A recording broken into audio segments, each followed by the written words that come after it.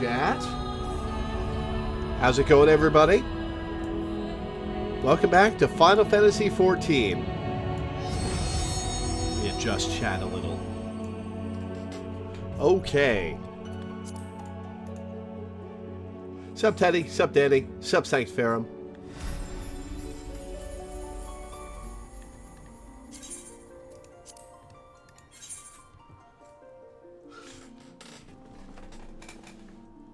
Last time we got a Chocobo, became a Black Mage, and joined the Ul'dah military forces.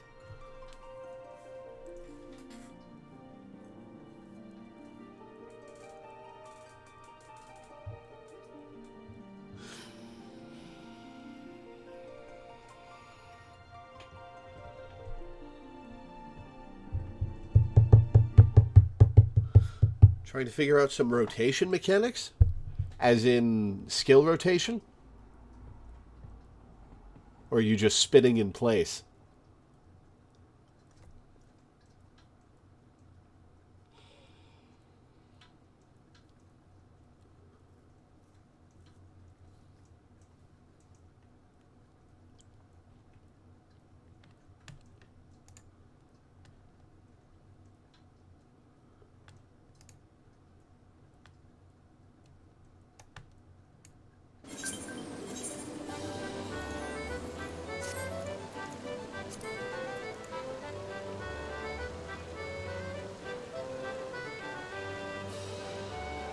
Alright, let's grab our Cact Pot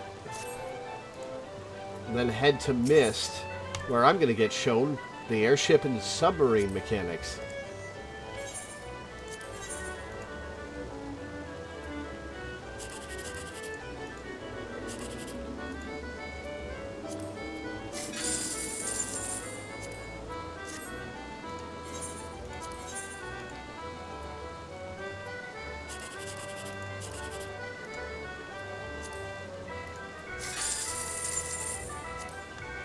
Oh, 1,000 ain't bad. Oh, I did get a letter. So I'll have to find a Moogle, right?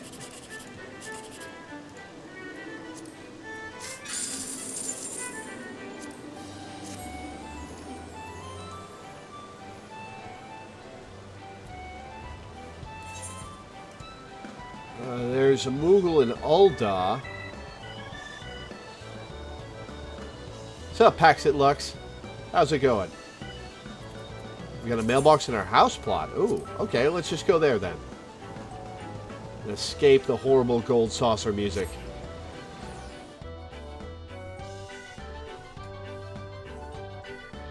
Oh, it's probably the Cloud Advent Children outfit from renewing my subscription for a second month.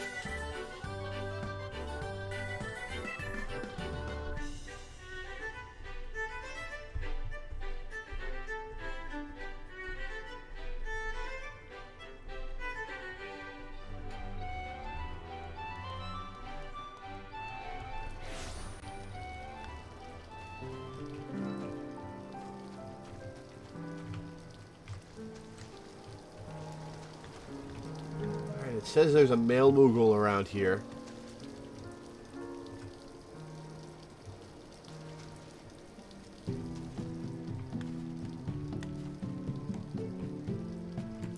Oh, is it the placard? No. Oh, let me read it. A swampy little corner of the mists, where amphibious and froggy friends thrive. Cute. So, let me join voice chat. Howdy, Lore. Hey, Teddy, how's it going? We've got a mailbox right here on top of the gate.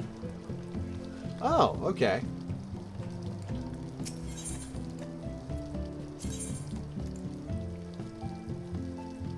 Host is a 4-piece set of Advent attire. I was right. Hello, hello. Hope you don't mind me joining too. Hey, sup, Danny?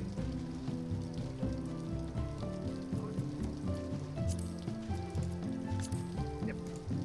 Look like my chocobo dying. Stuck. Good. Hey, sup, Danny? Oh, wow, that was some delay on my voice.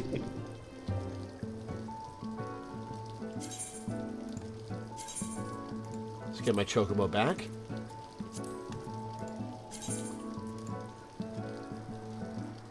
Still rank 3. I've got 5 points to assign. What? Yeah, they get more points each level. Oh, does each tier cost the number of points that it says? Yeah. Yeah. Ah. Okay.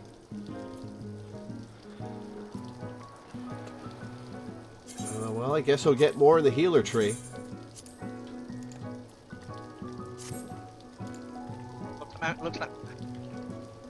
Looks quite lovely in this suit of blue. Quite happy how that came out. Oh, nice. That does look good.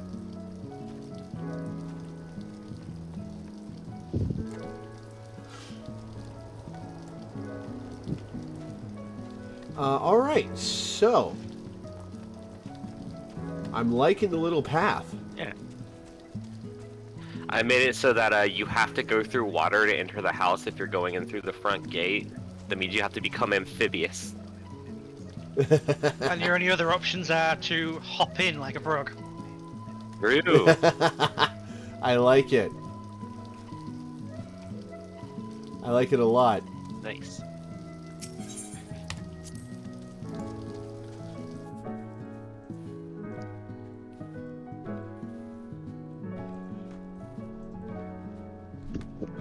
Made the house more pondy. Oh, hey! Walls of greenery. Nice. I see. And what is downstairs? Oh, just a round table with a giant occult book on it. For reading. Nice. You know.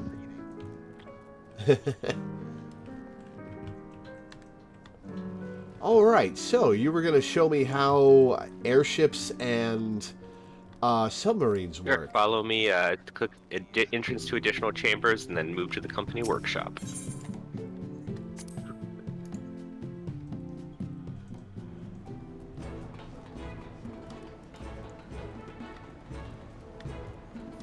Over here at the Voyage control panel, you can sort of interface with the various airships and submersibles we've got. Vessels deployed to 4 ceruleum tanks. What's a ceruleum tank? It's a fuel that the ships that you can send out use.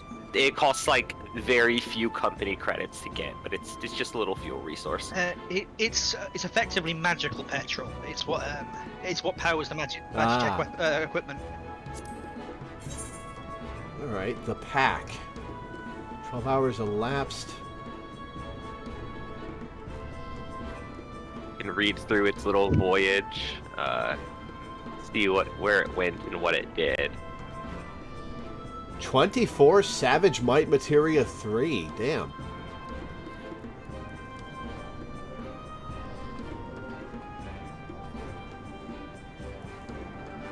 The pack gained 219,000 EXP. Holy shit. The ships do that. So, do I finalize report? Yes, finalized report.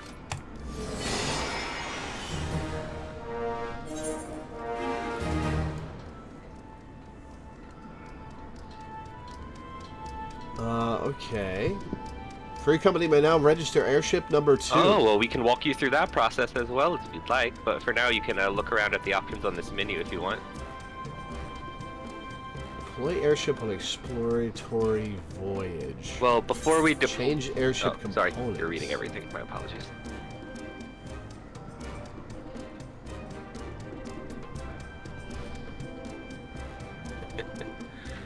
Okay, so there's 5 stats. Yes.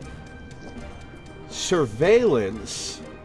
What does that do? I think surveillance impacts the rarity and total amount of a resource that you'll get when you kind of send it out.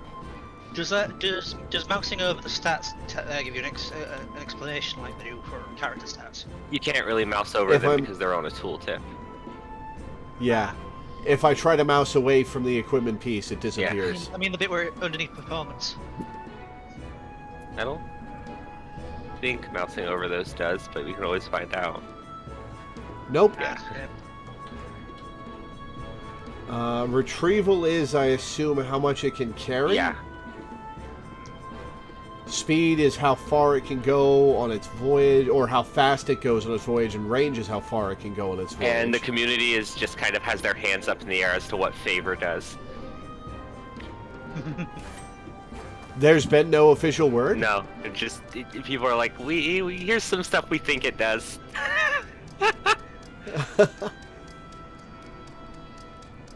Okay, it has capacity 31 of 32. Does that mean it has items we need to offload? Capacity, it indicates how many, or how, like, potent of parts it can hold. If you mouse over one of the parts, you'll notice that it's got, like, components equals and a number next to it. That is how much it impacts the capacity for the ship to have that part on it. Ah. One of these parts needs repair, by the way. The Invincible Type 4 castle is at 12% condition. Guess it wasn't very invincible. Well, then we will need a Magitech repair kit, which I can craft given the right materials. There it goes. I just need some grade 6 dark matter. I'm pretty sure I can buy that from a lot of NPCs. I'll be right back. Cool. But yeah, you can explore the different menus that are available to you and that in the meanwhile. Okay, well, I won't deploy the airship yet, because you gotta fix it. Good idea. Plus, since we got that new, permission to send out a second one, we'll want to assemble a second airship with just the Bronco type parts. And that airship is using one Bronco type part, so we're going to have to kind of shuffle around some of the parts to fit within the capacity so that we can make the new ship. Okay. Once you get your sub enough ranks and unlock enough sub-zones, you can try sending out subs for rare items to sell on the market board, but I find it easier to just send them out to Fight Club. What does that get you? I'm not certain about that. I haven't gotten that far. Submersible Management. The Emerald Eft. Items found, 8 deep red crystal.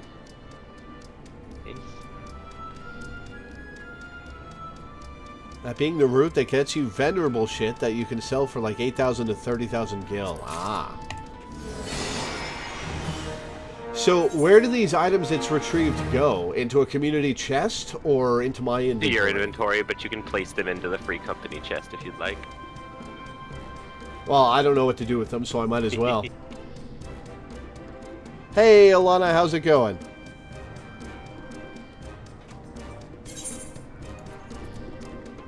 Submersible's in good shape. Yeah, it hasn't gone out on as many voyages. Either that or I repaired it very recently.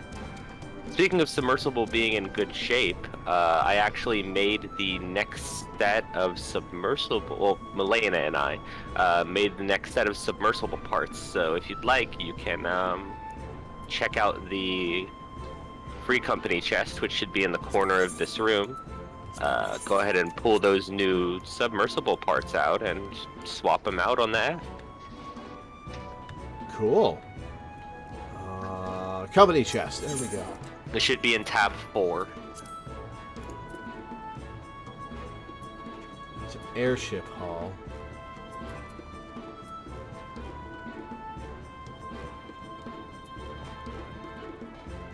There's a submersible hull. There you go. Is that the only thing I need to swap out? Nope, here it is. There's 4 parts. I think you should probably be able to swap out all 4 parts with the capacity it'll have at level 15.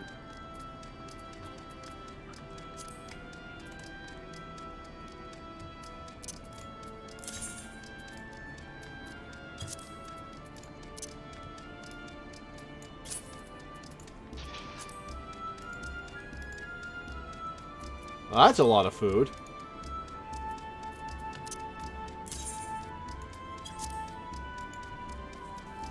I only have 77 frogs. Yeah, it's a shame.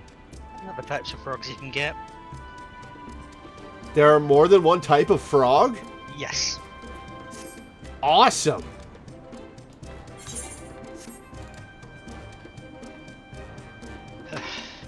Who was trading me something?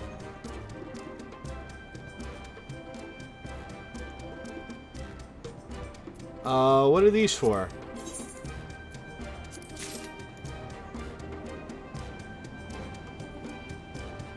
Pair of leather light mitts and leather duckbills. Is this cosmetic stuff? Because they're very low level.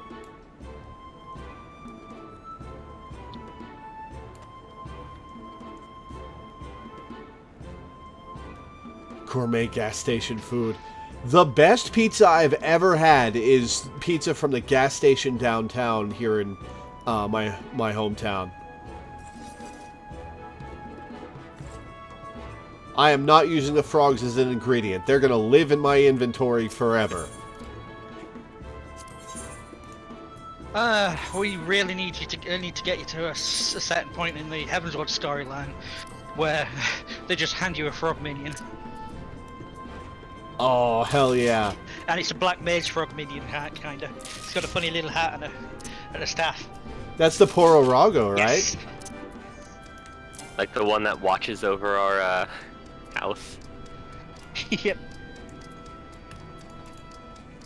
Unable to outfit the submersible with the last part. Oh, okay, then it doesn't quite have enough capacity yet. That's okay. We can just stick with those parts together then. That's fine. Alright, I'll put these back in the chest then. Should I deploy the submersible? Sure, you can check out the deployment options. You cannot deploy your submersible on subaquatic voyages without ceruleum tanks, which can be purchased. Oh, I can teach you how to grab those. There's a funny little mammoth in the room. Just a little guy, and you can spend free company credits to purchase ceruleum tanks from him. And you should have permission to. Oh, hey, there's the little guy.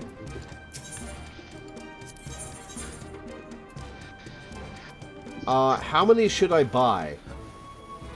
It'll probably take at most like 4 or so, depending on the mission you send it on. Jesus, we have 212,000 credits? Yeah. Oh, no, that's his EXP. Oh, that is the Yes. credits. It costs very little to, Basically, anytime somebody earns Grand Company seals, the FC gets like 1% of that as company credit. and also a bunch of Nice. other actions also get credits. So it's, yeah. Whenever you like run a dungeon, you get some amount of credits, etc., etc. Alright, so Offender's Rot seems to be the best thing. Probably for treasure and definitely for EXP, which we need. So I'm going to send it to Offender's Rot with 4 ceruleum tanks. You can send it to more than one location if you'd like. You'll notice that each time you sort of click on one, the return time shifts. And it says how many hours from now it'll shift. I like to send stuff out so it takes, maybe 24 hours, maybe a little less, maybe a little more, Well, Offender's Rot plus the Umbrella Narrow is 30 hours, so I might as well just do those 2. Now you've still got 2 more ceruleum tanks. That you could But that's only if you want, of course. Oh, we might as well get a lot of EXP. Yeah, the deep sea site would add 2 things. Alright, so 1 day, 15 hours. Ooh, I will deploy now. Huh? I'm just thinking about whether or not I'll be awake to send it back out when it comes back. We can get it when we wake up. Fair enough. And deploy.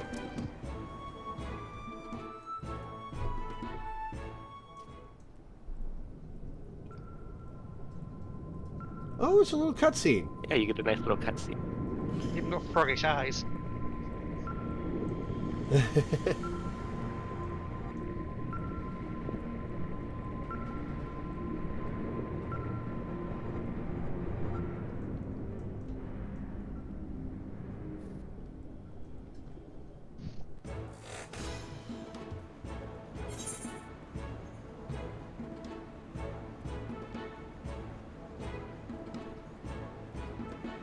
Temporal Woldara saw the cutscene despite not being in the Free Company. Anyone in the room sees it? Huh. I think it's to kind of encourage that we're doing it together sort of feeling, you know? It's similar when you're building parts every time you like proceed through one of the steps, or every time you finish up thing, everyone in the room gets the cutscene. Yeah. Free Company crafts actually used to require having 4 people online and in the room at the time. But they've changed that since. Yeah, I can see why. That sounds like a pain in the ass. Right, here, I will give you, or I still have to craft the repair kit. Give me a second, then I'll give it to you.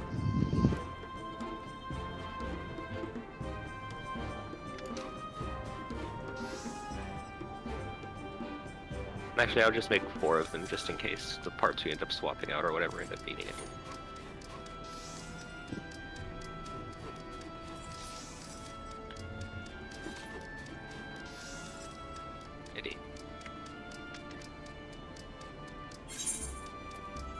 Magitech repair kit.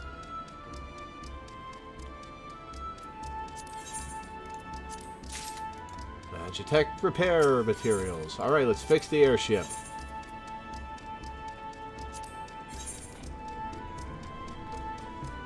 Oh, you were gonna make airship parts for our second airship, right? Well, we technically have 4 Bronco-type parts. We're just going to have to swap out some parts on the pack, so that it's not using any Bronco-type parts. That way we can,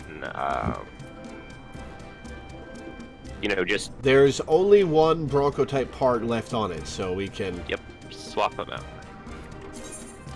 Cool. If you hand me the parts, I will... Or if you hand me the part to swap out... Oh, shoot, which part is it? It's the hull. It is... The hull, yeah. I'm going to hand you 2 parts because it doesn't have the capacity right now to upgrade just the hull. So you're going to have to swap out another part and then swap out the hull. Gotcha. So we're downgrading one part and then upgrading the hull, technically. Gotcha. And I think we'll have the capacity for that. Oh, I took those out of the chest, didn't I? Oh, give me more inventory problems.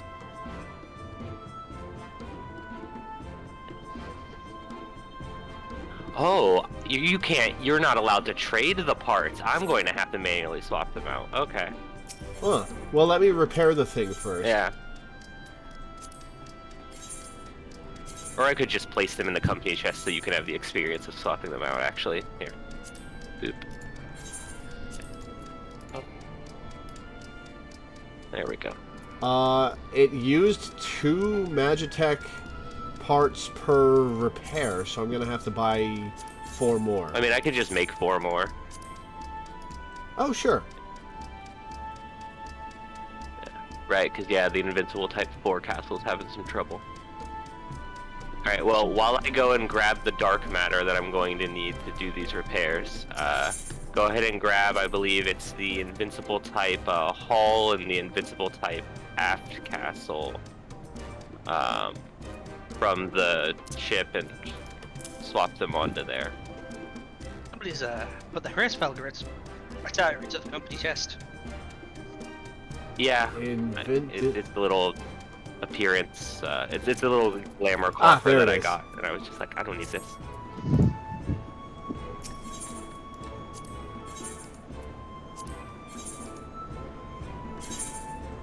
Well, shall we see if Law wants first dibs? If you'd like.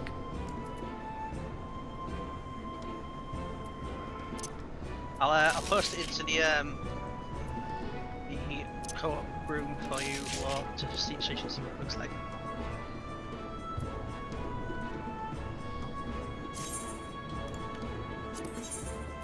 And now I take the Bronco stuff. Yeah,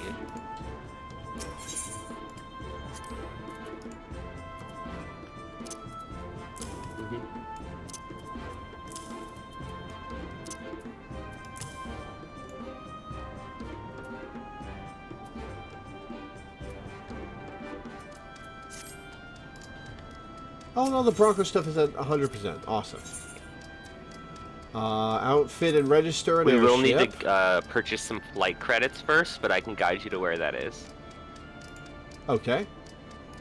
If you head out of the house, you can find an NPC in the mist itself, and they can sell you flight credit. Oh, cool. And I will guide you toward them.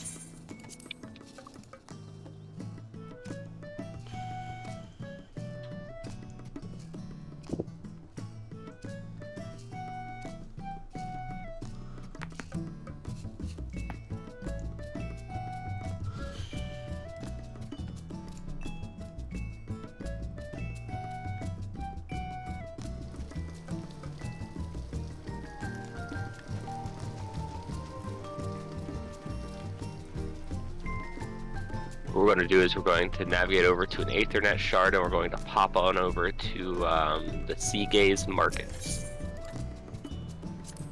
Seagaze Markets, alright.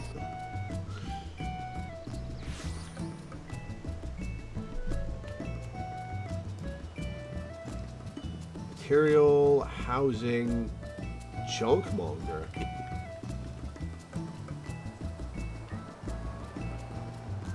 Caretaker. What in Sam hell is a sutler? Well, the Sutler himself, the Sutler is basically handles stuff like, it's kind of like a, labor handler, I guess is the way to put it. You know, he sells the permits to have, like, NPCs on your, in your estate that do stuff like, you know, sell you crafting materials and stuff like that. Yeah. Neat. Going back. Oh, you got a little bulldog puppy. I did. I got it from sort of the crafting and gathering part of the game. Yes. Nice. Is it a quest reward for one of the gathering guilds? So there's a part of the game where basically it's like, hey, this part of the world was like horribly destroyed by a very long war. Let's rebuild a place for a bunch of people to live in it. So it's basically like the sort of conceit of it is you're going to this nearby area, gathering a bunch of materials, bringing it back, making specific items for rebuilding the area. And sort of government has an infrastructure program to reward you with various things for it. And one of them is basically like, oh, you know, you can play a funny little scratch ticket game. And one of the rewards you can get from that is stuff like the bullpup. Aw. Nice. So this caretaker has company credit exchange, is that it? And then we want 3 flight credits. Yeah, I did. 30,000. Wow. All right, I got him. Alrighty. I believe our house is over at Central Mist Subdivision. You can tell which house is yours on the map because it'll have a little star next to it.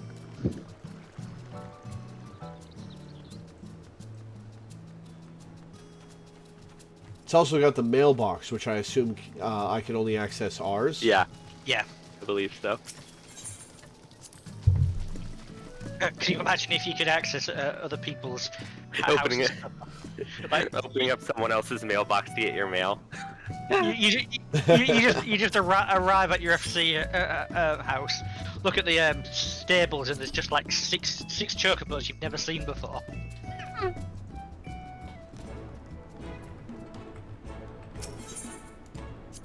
All right, let's make another airship. Oh yeah.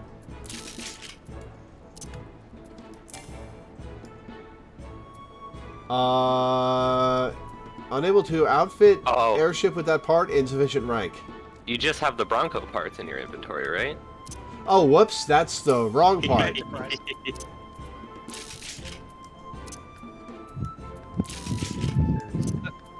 The part names are all inspired by various airships from the series. All right, what are we gonna name this guy? Let's look up flying frog names. Hell yeah. El Porogo Grande.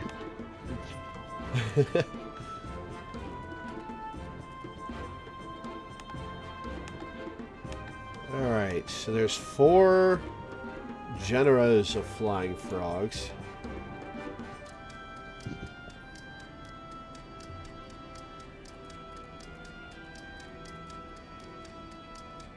We could call it the red eye, but that has a double meaning that I'm not sure I like.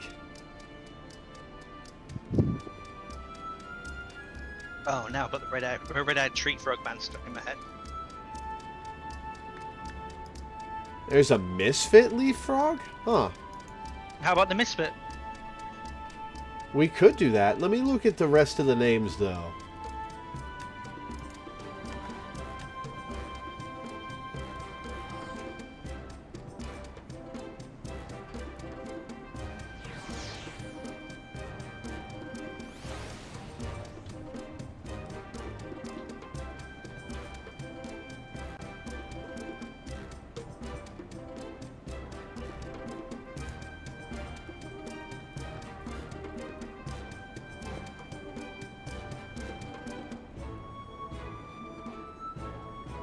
These 4 articles are not in the same format. Alright, let's name it the Misfit. Nice. It's a frog, and it completely suits us. If you give me a moment, I'm still gathering a couple materials I need to make the repair kits, but when I'm back I can hand you a bunch of green dyes so you can dye it according to your preference. It did not give me the opportunity to name it. Oh, you can rename it in change airship preferences. That's components. Preferences. There we go.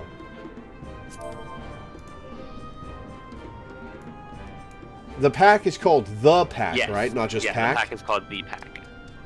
The Misfit. Cool.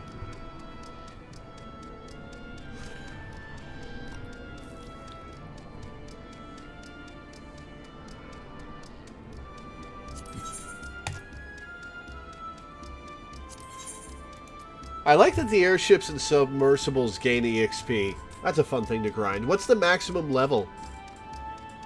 I think airships might max out at 50 and submersibles max out at 100, but I am not certain. I can look this up real quick. Huh. I wonder why the difference. Alright, bye Alana. Thanks for hanging out.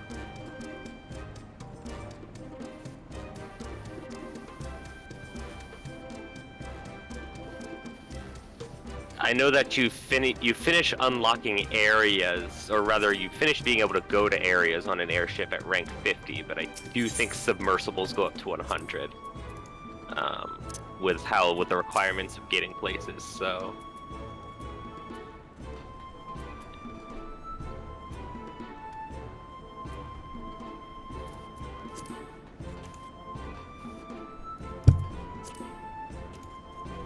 I'm looking this up. Or rather, rank 95 is there the are highest there are 6 lime green dyes in the company chest. You can pull those. Should I try that? Pull those out if you'd like, but I'm about to be back, and I can trade you a bunch of green dyes so you can try stuff out. There's a bunch of tacos green. Oh, as well. okay. There's a bunch of... Oh, yeah, I saw that.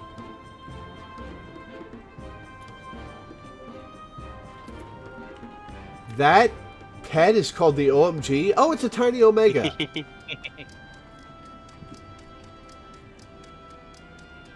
Yeah, there's a lot of references to the Final Fantasy games, as you've already noticed. Right, I am here. I will trade to you.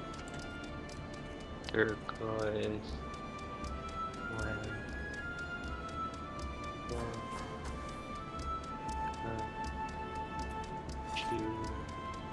Then there's more, so. Will I be able to preview Yes. this? You'll be able to preview what they look like.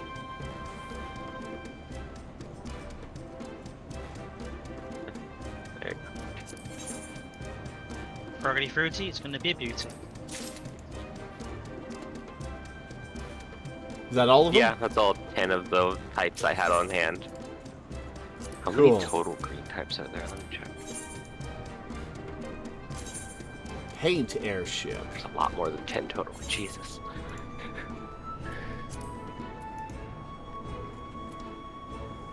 Still don't really have a vibrant green like that. They added. Oh, I see. It changes in the holographic preview. Yeah.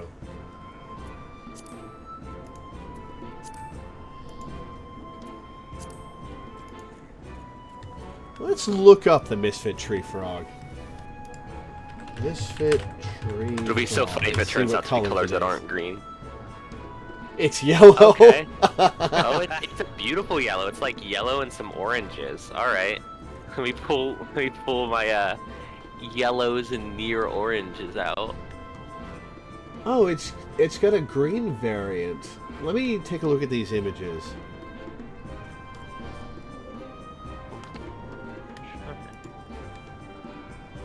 It's green with red eyes and a yellow belly. Well, let me give you some yellows and. Oh right, you're unable to trade because you're in a menu. Whoops. No, it's all good. I really hope they had a vibrant green, a vibrant orange, and a vibrant purple to go with the primary colour ones they added. Maybe eventually.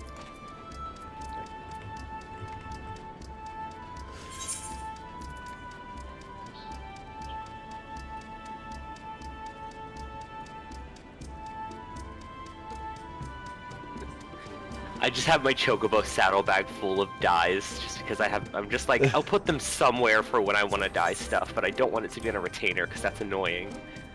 So...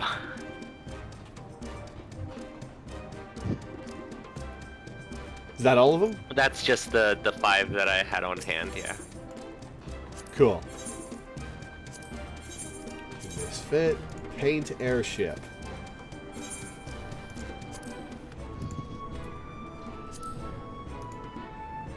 Oh, that's a good gold. Desert yellow.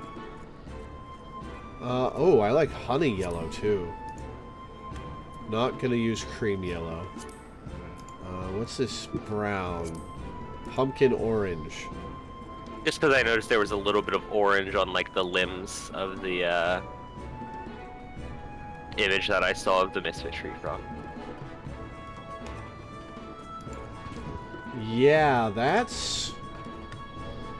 I might go with pumpkin orange. Let me look up more pictures of the Misfit Tree Frog.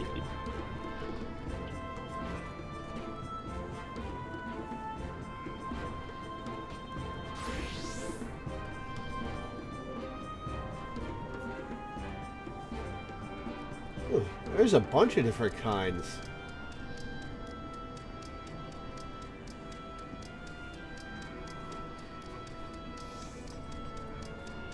I guess they're all misfits.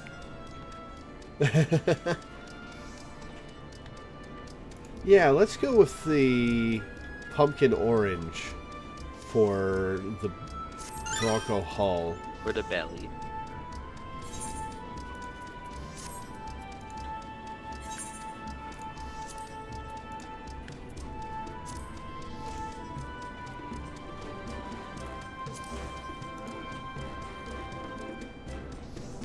Do you have any reds? Oh, I have plenty of reds, yeah. Give you a moment. What sort of Because ruby red for the eyes might be cool. Because that is a powerful red in that frog's eyes. And by eyes, I mean forecastle. Yeah. I don't have any ruby red on me. Where can I get that from? Is that one of the diadem dyes? Yeah, it is. So Oh no, is it super expensive? No, well, it's a complicated sort of cost. It's basically, you know that crafting area I told you about? Yeah. You get a funny little sort of material, you get scripts from it basically that you could use to exchange for goodies. One of those goodies is some of the like more vibrant dyes. I can go grab some ruby red. I think I might have some in like a retainer or something. Be right back. It's amusing how. Sorry for making you go fetch stuff. I mean, that's all this game is anyway. Well, fair. It's amusing how we have an archaic concept like scripts being used. They were in real life they're against the law. Yeah. Oh yeah, company money is super fucked up, and used to exploit workers. And that shit got outlawed a long time ago. Yeah.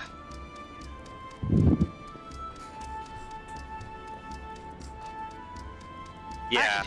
I actually didn't know about that bit of history until Final Fantasy XIV introduced me to it. The concept of script, yeah. Though I think in this case it's not quite company script. It's just like it's complicated, I guess. Well, you're fetching the red. I'm going to experiment with the sails and aft castle. Cool. I'm back with the red, by the way. Oh, well, all right then. Your plans have been thoroughly foiled.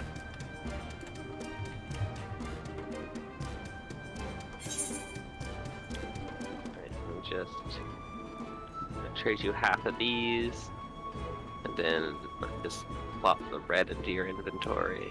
There you go.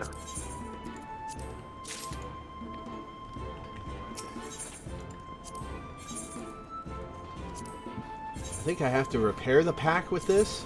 Yeah, I think the aft castle's looking rough.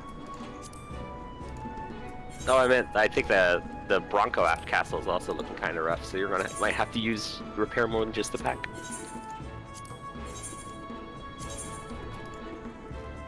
Nope, the pack's in good shape. Oh, not the pack. The Misfit's in good shape. Must just be the very low video quality I have on your stream distorting the colors a bit. Ah.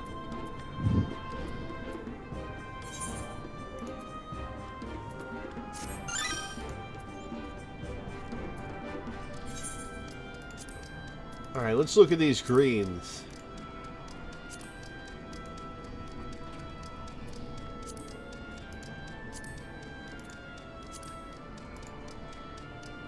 Yeah, I gotta admit, like, the wonder and the curiosity that you've got while playing this game really brings me back to when I was fresh. I'm glad you're enjoying it. Alright, Danny, once Lore catches up... That's not green! Once Lore catches up, we bonk him on the noggin, and then he won't remember, and we have him... Do it all over again.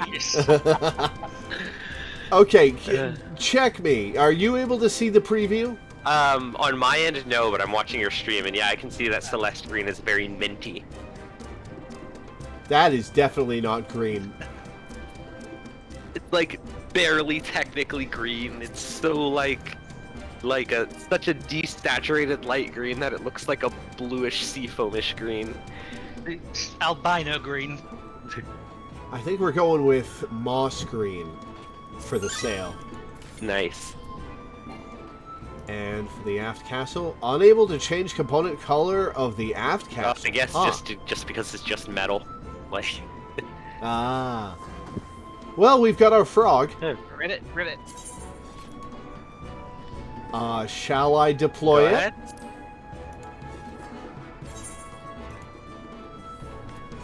I'm out of cerulean tanks. Let me go buy more.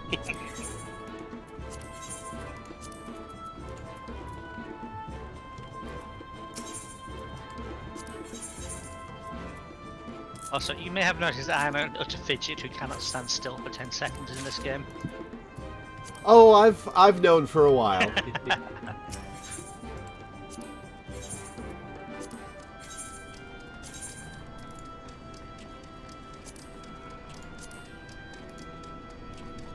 Okay, it can only go to the Sea of Clouds. Alright, well, let's deploy it. So, does the number of cerulean tanks it can hold go up with components or with rank? Basically, the amount of tanks that it's going to take to go a bunch of places, Oh yeah, it probably just goes up with rank, actually, yeah. I thought you were asking, like, how, like, the range and stuff. But yeah, I think it just goes up with rank. Cool.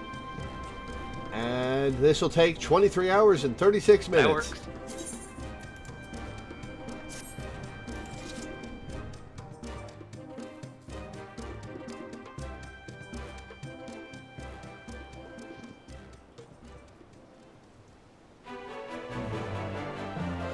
Howdy, Milena. We've just been walking lore through yeah, hi, Milena. how the airship stuff works. It does look like the frog. Nice.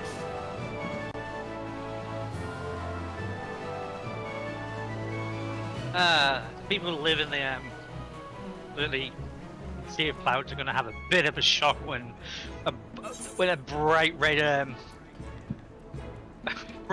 fronted airship comes along. Oh, I'm sure people have made all sorts of weird-looking ships. And you can go ahead and send the pack out on an expedition as well, if you'd like. Yeah, I'm gonna check how much really it only has space for 2, but it's rank 21. Have a look at what you need. Oh, maybe it's because I only have 2 on Yeah, me. yeah. I'll buy a bunch and put the excess in the company chest.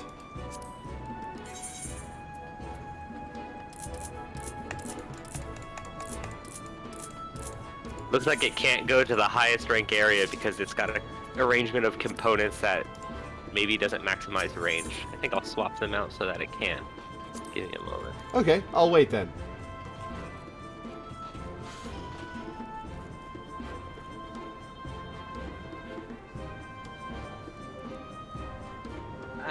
We'll have to look up which area can bring back the brass spoils.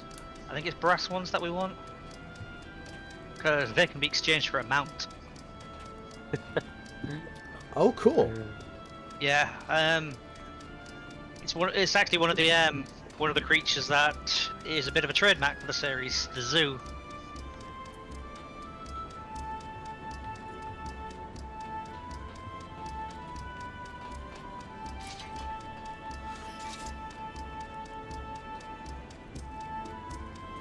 Alright, that should do. Yep, I'll have the range. Alright, and I will send it out.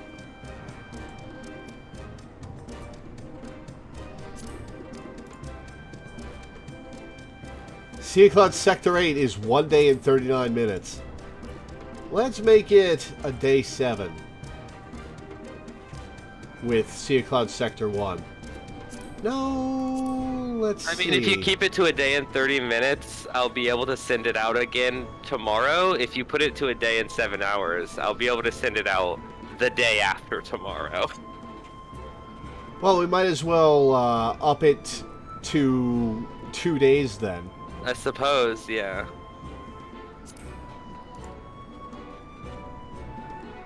Well, we max out at 1 day, 15 hours. That works. Is all I can send it. Alright, let's deploy the boy.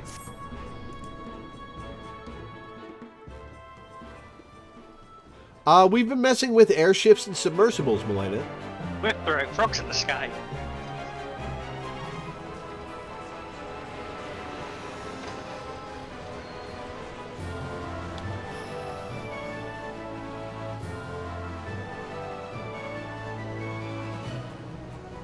You know, in retrospect, living in one of these residential districts must be like living at a bloody airport.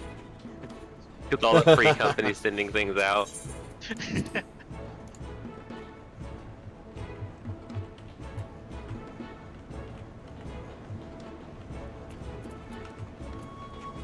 Alright, well that's cool. Now I know how to manage that. Yep. Alright, so let's get back to questing. What is Broadening Horizons again? You did have that dungeon to complete. Oh yeah, the... Halatali. Oh, Halatali. I knew it started with H. Alright, well, let's party up. Ready when you are. Sure.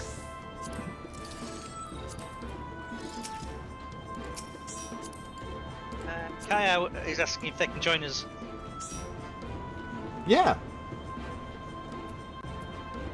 Let me... Social, free company, members, Kyar, invite to party.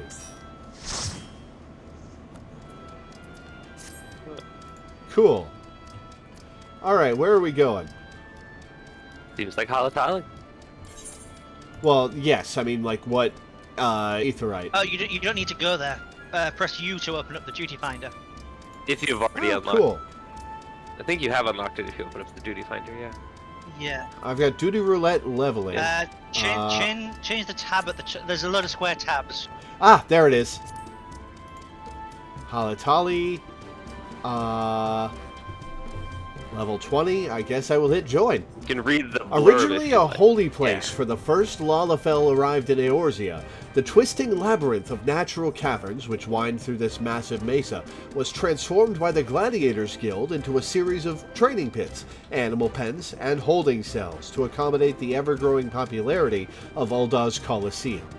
After the calamity, however, the location was abandoned, those remaining in the pens left for dead. Well, that's morbid. Not all of them, however, met that fate, and now the tunnels are rife with those who survived, as well as the tormented spirits of those who did not. So, people just got left in there to rot? Mostly That sucks. creatures and, like, you know, Yeah. Ah, okay. the things that people fault, you know. But also, I think probably some Gotcha. people, let's be real.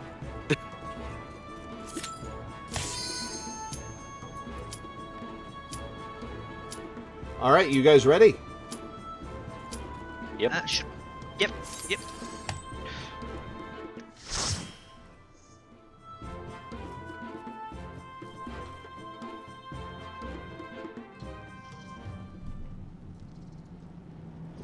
Oh, bombs. So what's the mechanic of a bomb? Does it grow on hitting it? After a period in the fight, they'll just self-destruct. Ah, gotcha. Have a big old AoE around them, usually. And they do not have an elemental resistance to fire because that got taken out, right? Yeah. Yeah, they never had the resistances. It was the players that did. Ah, gotcha. A bonus will be awarded for first-time completion of this duty. One or more party members are new to this duty. A bonus will be awarded for swift completion of objectives.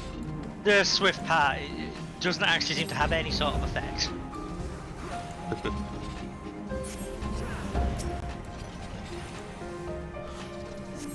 Oh wow, we are rinsing these guys.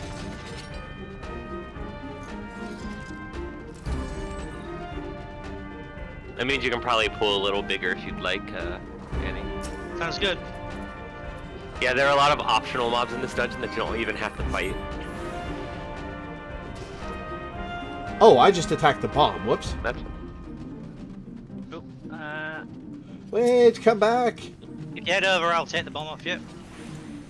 And my mouse is not doing its job. What the heck?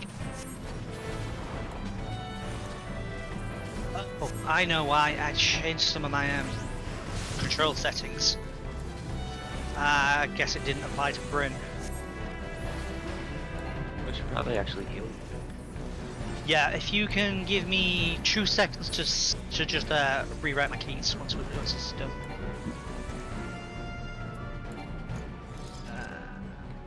Key bindings.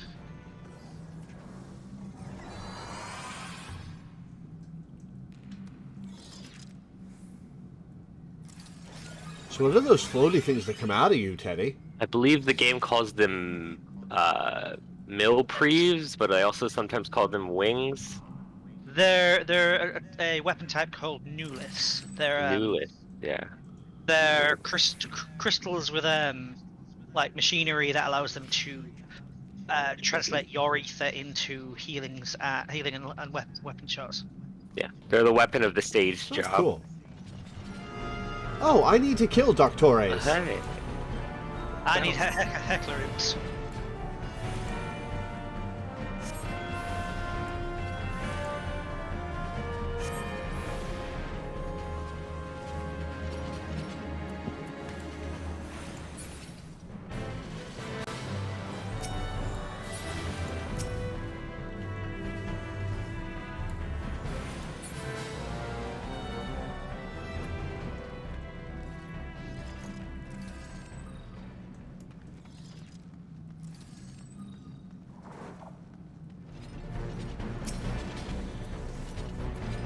no point in going down yet, since that's the boss room, so we'll just attack these here. Makes sense.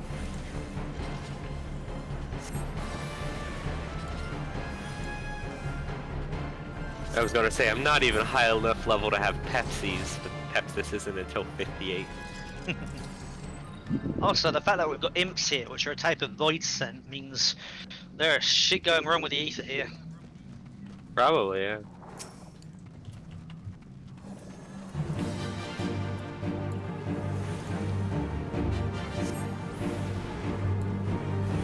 Right, during this fight, little enemies will start coming out of the cages. They will travel to the fireplace in the centre, and if they reach there, they'll explode and do raid-like damage. But it's not too much, honestly. A lot of people just ignore them. But if you choose, if you choose to, you can take care of them so that we won't get damaged either way. They're very weak, so you can quite easily take them out with a quick scare.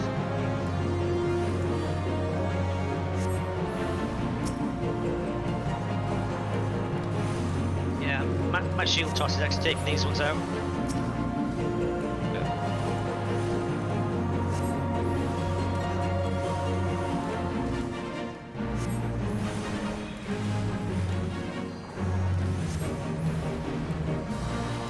Well, we've almost got the fire main, so I'm going to focus fire on that. Sounds good. There we go. Cool. Hey, I leveled. Ethereal flow. Yep, we danced into the fire. Hey, it's a hat I can't wear. Okay, so what do I do with this ethereal flow? Enter the ethereal flow. Yes? Yep. Hey, Minda. We're now behind one of the locked doors that were blocking our way earlier. Ah, I gotcha. Scythe Mantis. This like model of enemy always reminds me of the mantises from Evil Forest in Final Fantasy IX. Yeah, the ones that chase you after you kill the plant brain. Yeah. This dungeon has 5 winches. We have to pull all of them in order to unlock the next area. I just pulled one of them. Yeah. They can either drop a treasure chest or spawn enemies.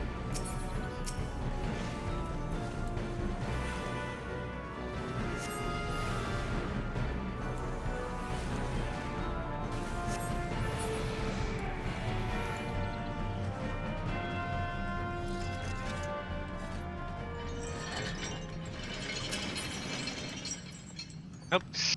Another Doctores The hat. game is really tormenting you with not being able to wear hats.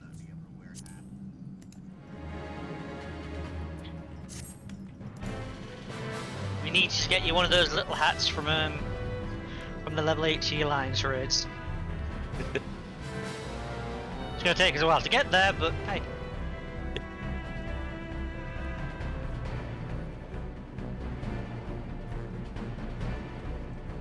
Okay, up. Diddy's just pulling these enemies until we can't catch up. He has to stop eventually. Then I guess when he reaches that point, I'll have to heal him. Oh, really? I'm gonna have to heal him. Hold on. Oh, I don't have Danny targeted. That makes sense. There we go. Probably would be helpful. It's really helpful to have the tank targeted when I'm healing.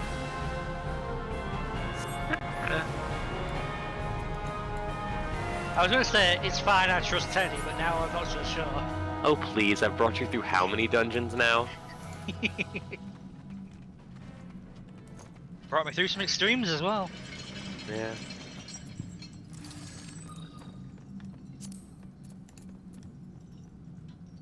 Oh, I accidentally passed on the first Doctores hat because I didn't select the second one, so I'm going to roll need on the second one. Go for it. Doctores harness. The harness brings me back. Things have changed since, but there was basically a period through every DPS's life where they would basically be like around level 18, just running around in what was effectively glorified bondage gear. Oh right, because you can also get the Subligar from here, right? Yeah.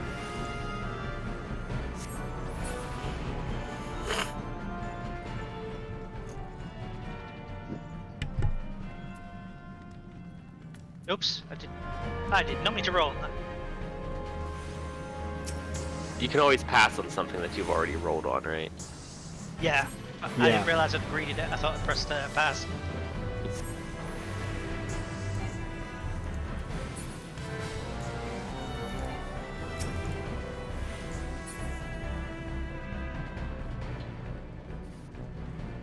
Okay, one last winch.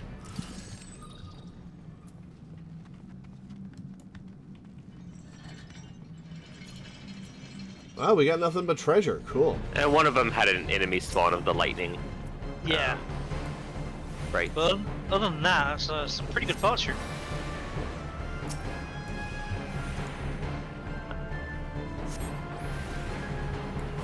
I like that I looked at the default starter sage gear and I'm like, kind of looks like pajamas, so I just paired it up with a little sleepy cap. It really should let you,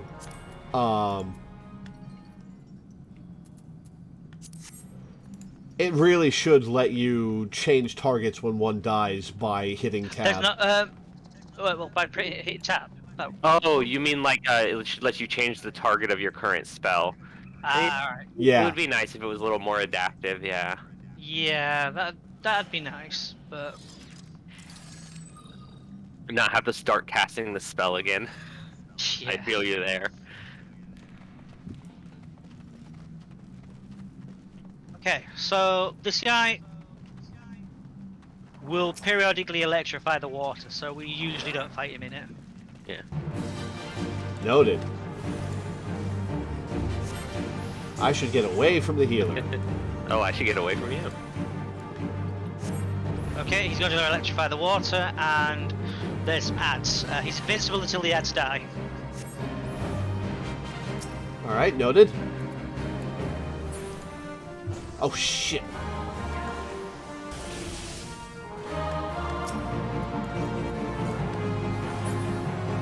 I'm not getting a chance to cast on these guys.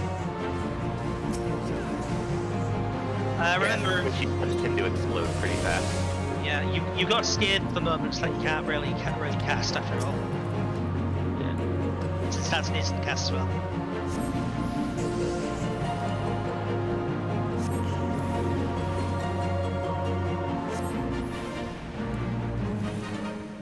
Levin shower. What's that? Looks like it's a cone tank buster type move. Yeah, lightning breath sort of thing. Makes sense. Or to the original tactics translation, a lightning brace kind of thing. Lightning bracelet. Lightning bracelet because they thought it was brace. So they translated it as bracelet. I never noticed him light up purple like this before. Is that new since they did the reworks? Maybe. I'll be honest, I don't know if I paid that much attention early on when in Halatali, and especially not when I was later just doing it because it was on roulette. Yeah. Wow, that gave me 30,000 EXP. Damn. Yeah. I think you're getting a little bit of a boost because I'm in the party and I'm a mentor. It's very nice of them to give the mentor experience bonus even if the mentor in the party is a crafting mentor.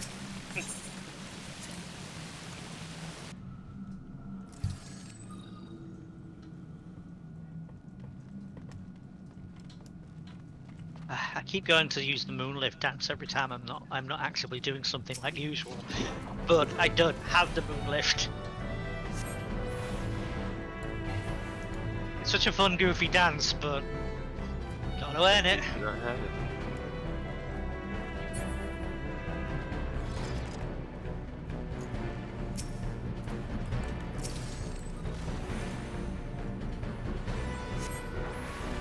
There's a treasure coffer over there if you want us to go after it. Sure.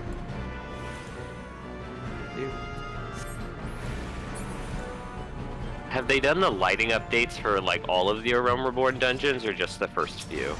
I'm sure. Oh, by the way, it's a trap. Oh. Oh, thanks for the heads up. You're welcome.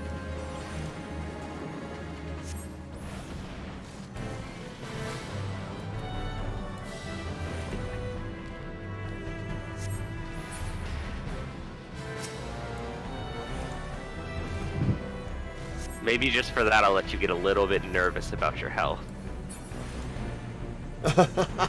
I've still not even used my rampart. I use reprisal, so.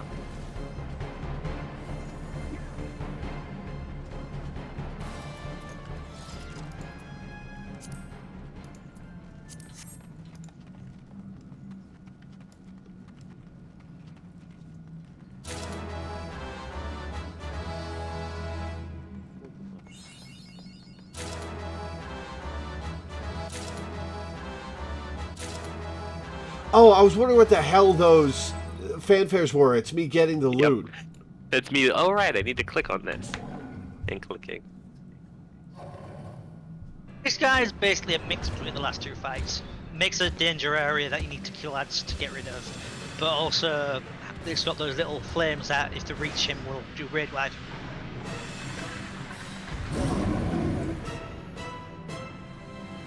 Oh, raid wide. It sounded like you said raid wipe the first time when we were fighting that thing. Oh, no. That's not until we get to the raids. I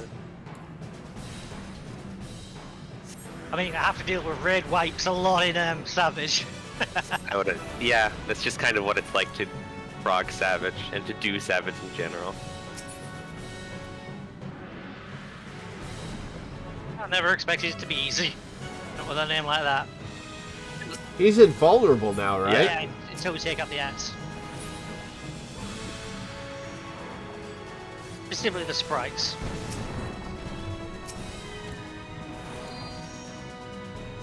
You're killing them all before I can cast. That's how it feels to be Black Mage for like the first 50 or so levels. Lovely. Hey, just wait until you get triple cast. Oh yeah, when you just get, oh yeah, your next 3 spells instant cast. Yeah, And Black Mage gets a lot of goodies. You get 2 stacks of it, so you can do it so that your next 6 spells triple cast. So instant casting. Yeah. Oh, he's invulnerable. Yeah, I think we get it. So now I just stand here and We gotta wait. take out these fire sprites. You do have the spell Scathe, which is instant cast. Oh, right. I've been mentioning that old dungeon.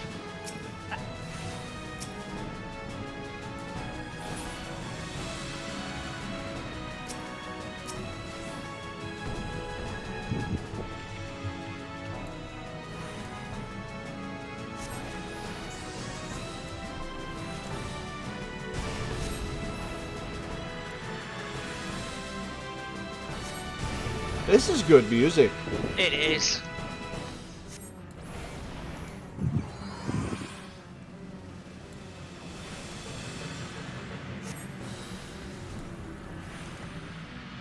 And you're still only scratching the surface. Oh yeah.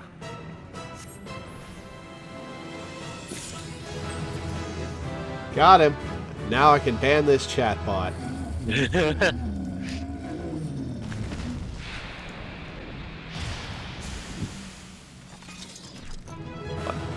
Taking a screenshot. Oh yeah, we can take a screenshot before we leave. Yeah. Where would be a good place to do it? Maybe next to one of the, maybe next to like the lit torch over here.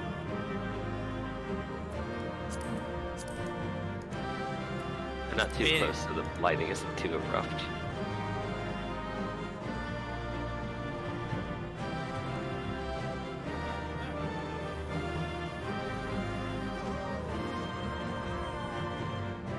Right. I'll get to G-Person and get us a nice screenshot then. How do you remove the UI again? Scroll lock.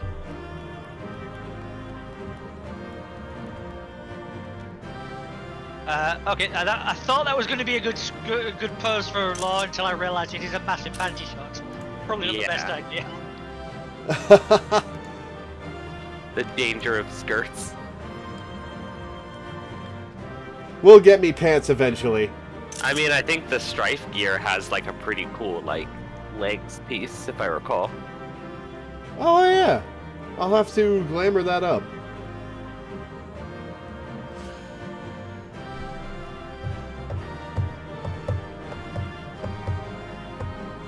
Alright, we got our screenshots. Just about. I see you posing, Kyle. Oh yeah, slash shield me. I can do that too. I'm just posting mine into it now.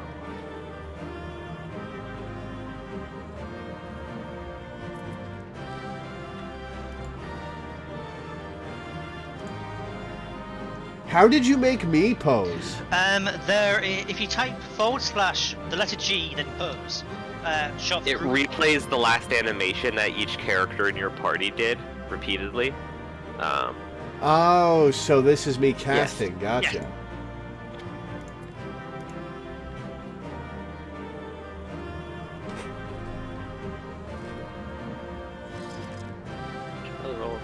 Well, cool.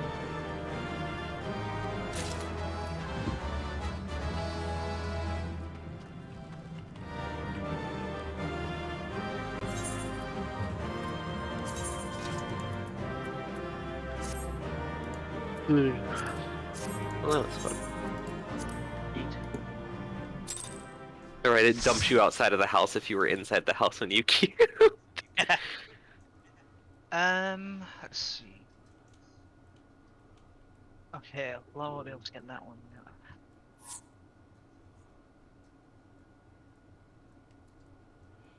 Alright, with that, I'm going to take a quick break. Absolutely. Oh, I'm just going to check on a quick dungeon unlock to see if that's an option right now for you. Well, maybe we should let him do a bit of story before we push him into a dungeon again. That way we can, like, pepper in dungeons and story stretches.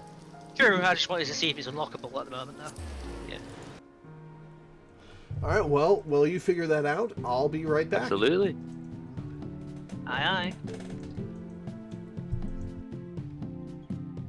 I know later, Danny, there is that stretch where there's no duty for a little while that we might want to pepper in some stuff there if we can. You know what I'm talking about, right? Yeah.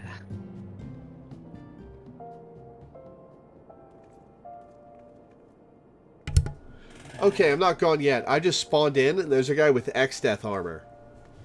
Oh. I actually used that armor in my X-Death cosplay. That's the elemental armor from Eureka. Huh. That's not very X-Death at all. Oh well. It looks like X-Death from behind. I use the non-glowy version and have it in his color scheme. I'll Gotcha. I'll grab you the I'll grab the screenshot I have of it. Cool. Well, I'll check that out in a bit. I'm gonna go have a break. Right, Bye.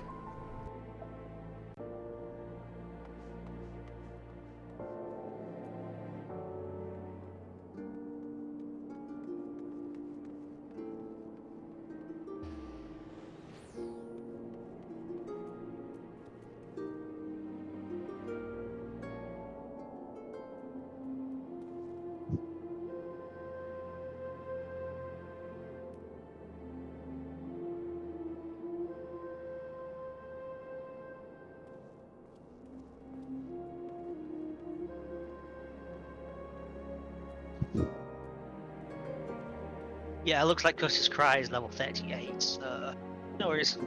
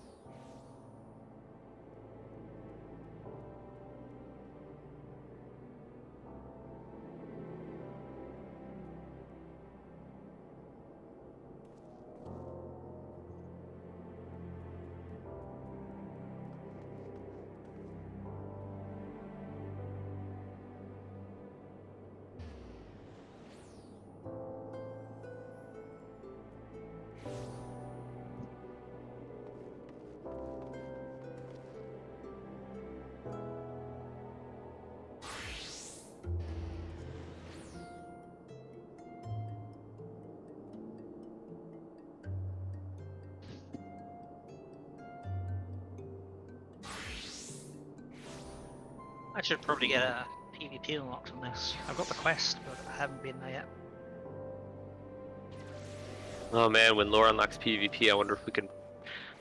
No, I don't think we could pressure him into daily frontline. I think that'd just feel like a waste of time to him.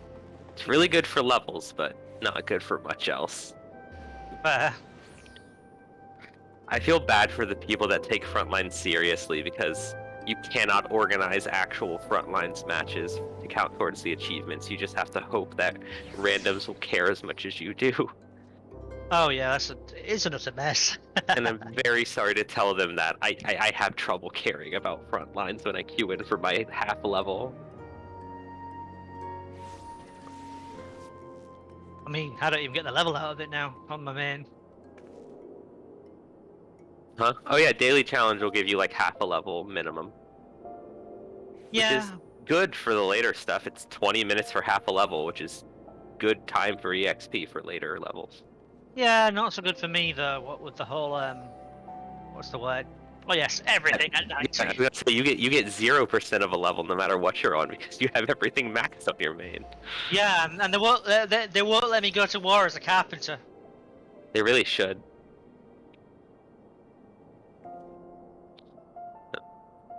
Imagine if they turned that old Hamlet defense from 1.0 into a PvP mode. Yeah. Nightmare.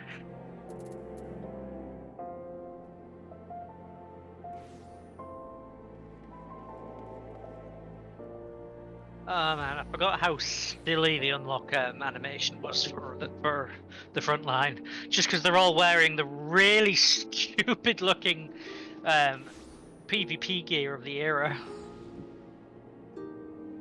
You know, guys dressed around dressed as parrots, guys with lion masks, and what looks like a fancy dress upper crust ballroom costume.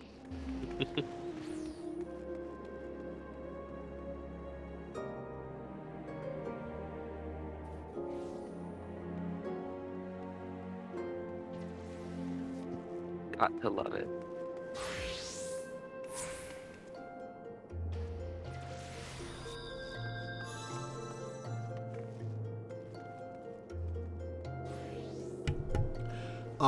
Just so you guys are aware, I'm going to make myself a thing of ramen. Hell yeah. And I will eat that in a little bit, but I'm going to make it and let it cool while I'm on stream. So I'll be back in a few minutes. Ramen those noodles.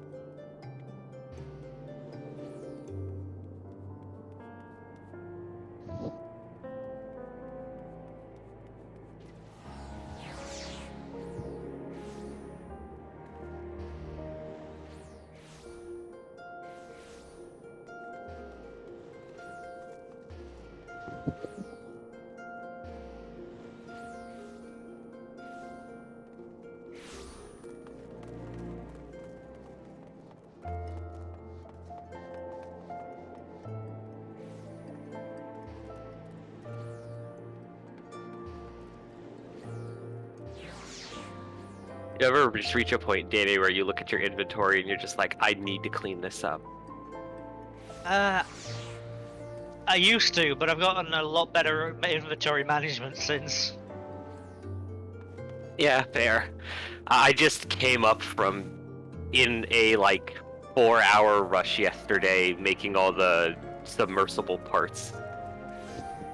So I just had a lot of crafting materials in my inventory.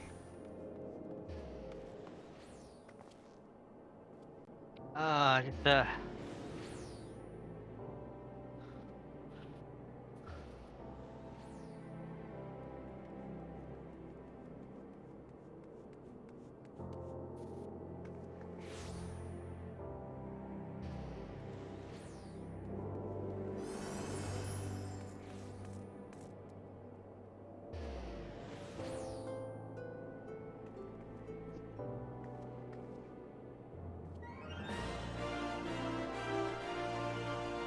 somebody's playing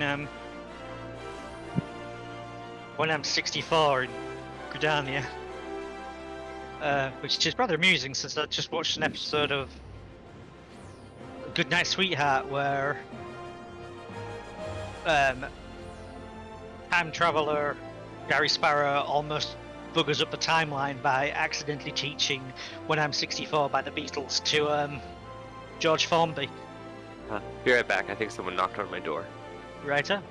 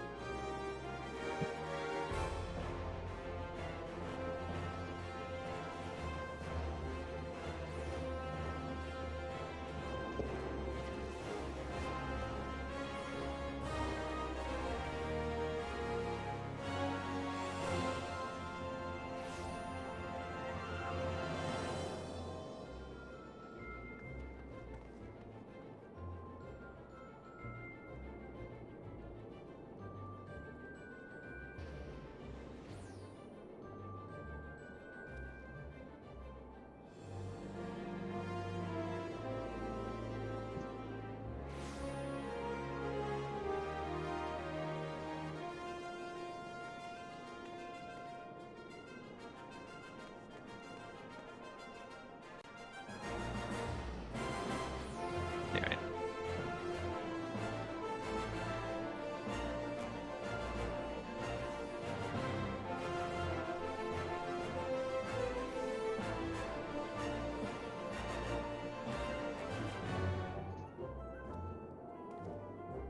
I'm surprised Laura didn't press the run and add button.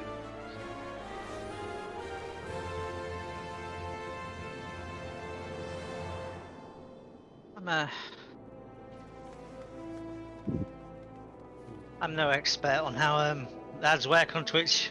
I have not gotten to that point yet in my streaming career. I think the essentials of it is like an ad runs every certain amount of time, but a streamer can press a button to manually run an ad, which resets the timer, I think.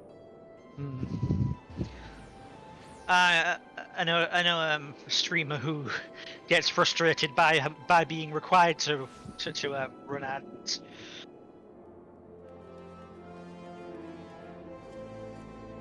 I want to see a streamer run like a joke stream where they just like run ads literally as often as possible. You imagine? God. I've seen YouTube videos which are like 5 minutes long but have 12 ads. It's just like, why? You really want money?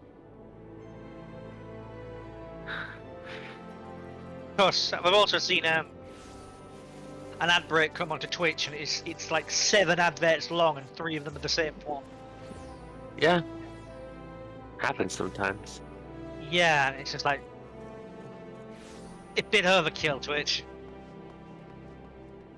I just saw a person in PvP who used the name Gray Parsing Way.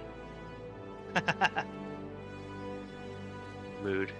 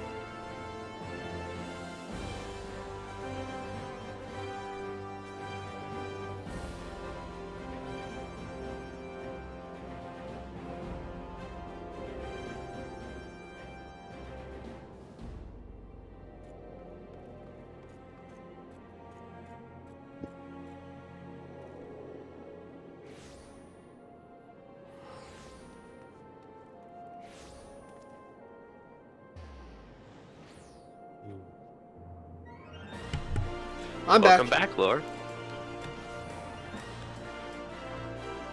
Is it just ramen noodles, or did you manage to fancy it up a bit? Oh, it's just ramen noodles. I have a little rectangular thing that fits a single brick of ramen that you put it in the microwave. You fill it with, you put the ramen brick in, you fill it with water, you put it in the microwave, you nuke it for 3 minutes, and then you mix in the flavor packet. I see.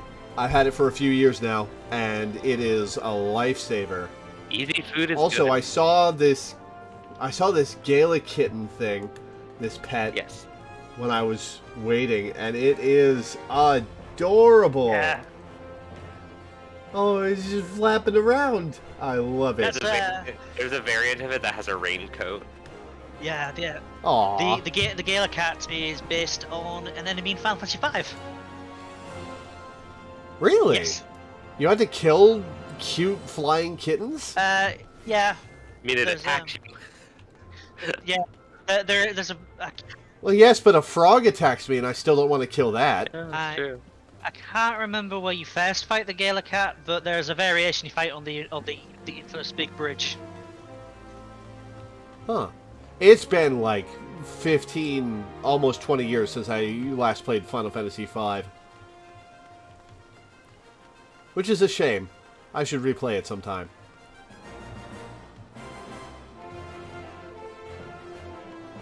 Okay. Franchemonteau in Gridania. Oh yeah, you wanted to see if I could unlock a dungeon. Danny. I checked, it's level 38. Ah, gotcha. Alright, well I guess I'm going to Gridania to check out Broadening Horizons.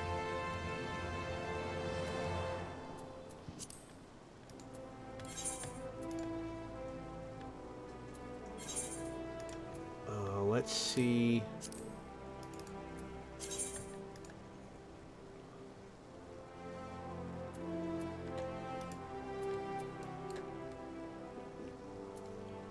Ah, okay. It's in New Gridania. I'm actually at Renew Gridania's Aetherite right now, listening to somebody play the Beatles. Nice. Truly, I cannot escape them.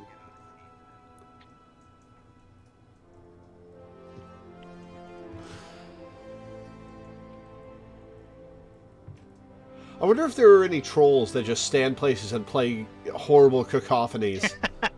Actually, I haven't bumped into that before, strange enough. Me neither. It's very strange, you'd expect it. I mean, unless it's me, but that's just me not being good at it, not rather than malicious trolling.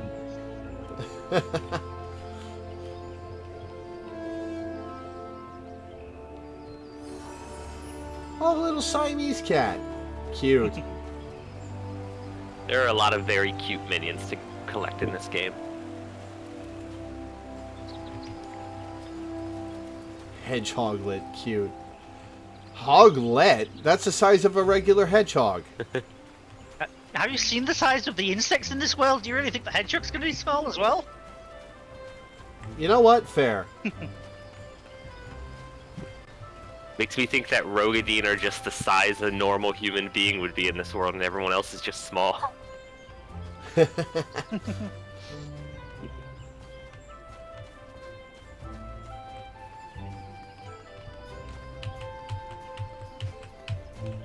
Alright, Franchemonteau.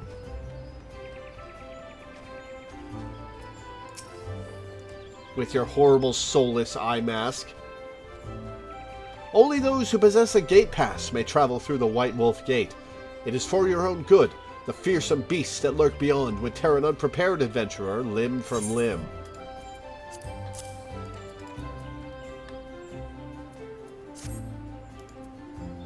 You have papers. Let us see now. Yes, everything appears to be in order. Go in safety, Lore. In the future, should you wish to pass, you need only say the word.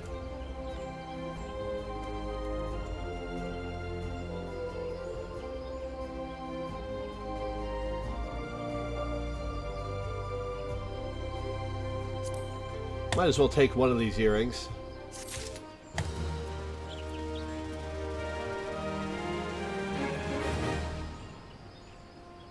Roustable. Nah. Alright, let's see what's out here.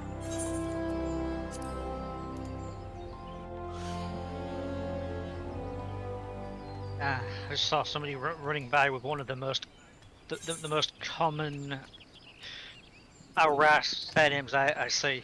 Dovahkiin. Wait, why? Why is it a special thing to get through that gate when it just takes me to a place I've already been? I guess because the weird. area right next to the gate has high-level monsters. Yeah, probably to stop new players from just wandering into level 30 enemies. Yeah, true. Fair enough. Also because a Rome Reborn is just strange.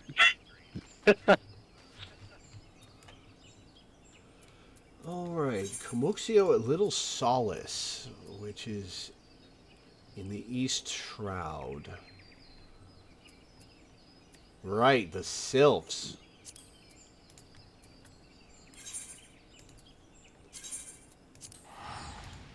Funny little plant people.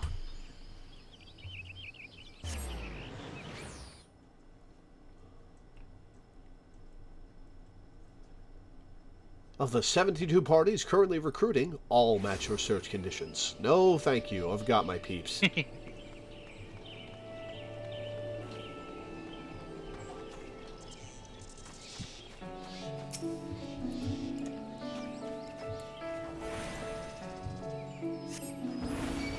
Oh, these giant gnats are horrifying.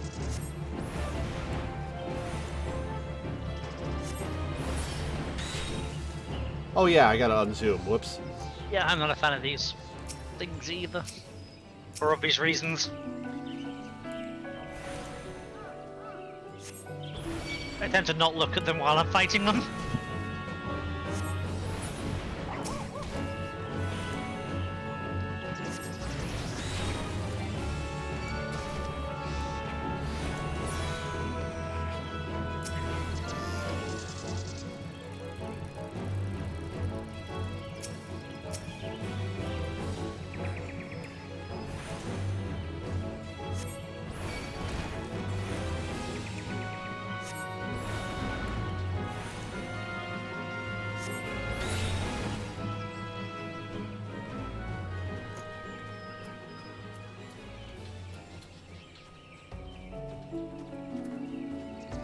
Is Gorlin. That's a funky fellow. Oh, it aggroed all three. Wow. I got you back.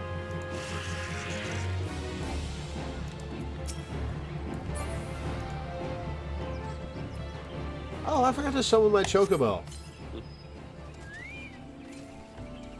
Oh, that reminds me, I should teach you about the various, like, chocobo snacks you can give them that increase stuff like, its damage per second or its healing potency. Oh, nice. Well, we'll do that in a bit. We also still need to figure out what colour you want to dye it. I kind of like the gold. Fair enough. I think it contrasts the blue very well. That's good. There, that's true. Blue and yellow and gold are good. Yeah, they do have other shades of yellow though. Walking One is not familiar to this one. This one does not trust strange walking ones. Strange dancing ones might be a different story, but this one expects no such thing. Walking One should go home and leave this one be. Slash dance. Without the caps. It almost looked like I was giving you a cue. This one would welcome Walking One who moves like these ones. If Walking One would talk to this one will answer. This one is a busy one, so Walking One should speak with quick tongue. Walking One would bring gift to this one. Walking One is most kind.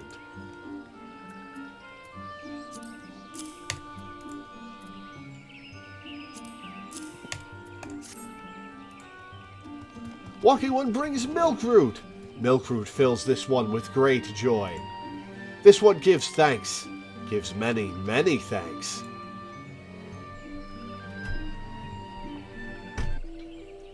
You have provided them with Silpnip. Walking One carries message for Elder One. This one will deliver the message to Elder One. Walking ones should not worry. I like that that's what they call people who actually walk around as opposed to flying like the sylphs. It's great. That's a neat touch. Yeah, they do start to customize it as they get to know you. There's an NPC in the tribes quests that they consistently name Stupid One. He doesn't figure out that they don't like him. Hello there. We're envoys from Gridania, and we're here to treat with your people. Aye, we come to pay our respects to your elder, and to learn from him more of your Lord Ramuh. Who are these ones? These walking ones come from Gridania? Walking one became a dancing one and brought milk root, but walking one tricks this one. This one does not like tricks. This one will speak no more. Elder one is busy. Walking ones should go home. Well, thanks, guys. Thanks for messing it up. Go home, you say? But the sylphs of Little Solace have always welcomed Gridanian envoys with open wings. The letter carried by Loreweaver is an oath of peace, penned by the Elder Seedseer herself. Still you would refuse us? Dance for them, Papa Limo. You can do it. Shed your dignity. This one's reasons are no business of Walking One's. Elder One has no words for Gridania. Walking Ones waste everyone's time. Well, I never. Turned away at the gates. Whatever did we do to deserve such a rude welcome? Was Lore's jig insufficiently jiggy? I'm as baffled as you. But something tells me recent events have our erstwhile fluttery friends feeling uncommonly wary. It would seem we've no choice but to ask around and see how we might earn their trust.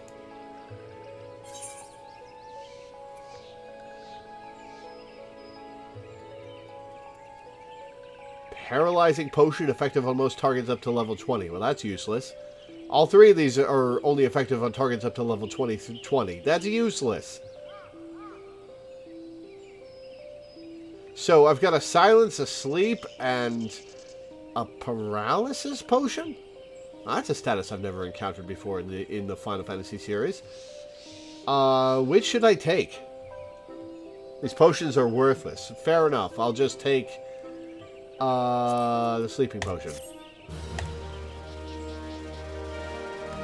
Yeah, they are rather underwhelming. Yeah. They have what? They are rather underwhelming. I don't know if there's really ever much use for them, sadly. Well, they only work up to the level that the quest already is, and I'll be proceeding to higher levels immediately. Yeah, and also just even at that low of level, they're not that useful, you know? Yeah. Strange design choices. Ida has a notion of how one might earn the sylph's trust. Sorry, Teddy, go ahead. Oh no, just strange design choices, that's all. Say, Lore, are you in the mood for dancing? I already did, and they still turned me away. That's right, dancing. You went through all that trouble to learn the sylph's traditional greeting, but you've greeted hardly any of them. Why, if I were a sylph, I'd be beside myself with delight to see an adventurer expressing an interest in my culture. Me? Of course I'd be happy to join. Ah! Ow! Oh, there go those bloody leg cramps of mine, acting up again. Alright, Hercule. Oh, I should have talked to Papalimo before Ida? Oh well.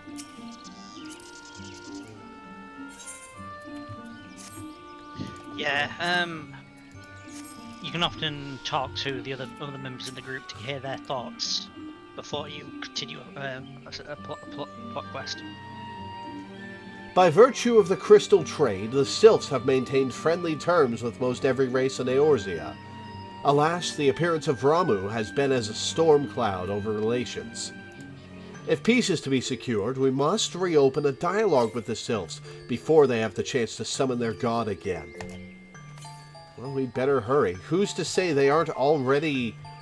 shoot, what was the word? Tempered? Tempered, that's the word. Thank you.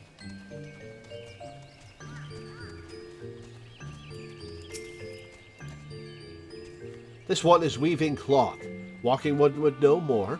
This one does not trust walking ones who do not show respect. / dance. Nope, not damps.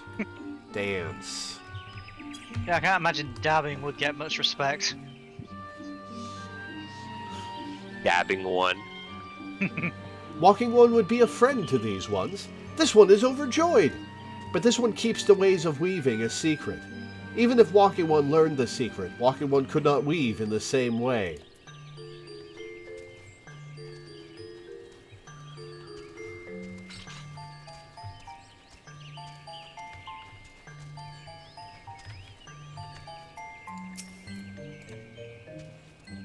Walking One's belly is rumbling. This one is not making a meal. This one is boiling bark and flower seeds to dye thread. Color must be jolly, and so must greet making. Slash dance. Nope, that I didn't hit slash, I hit period. Slash dance.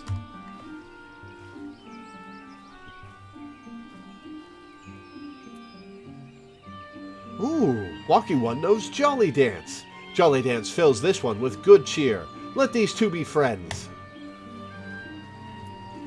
Oh, And I immediately stopped talking to my new friend. you can tell their gender by their names. If it ends with "er," it's a guy. If it ends with "yeah," it's a gal.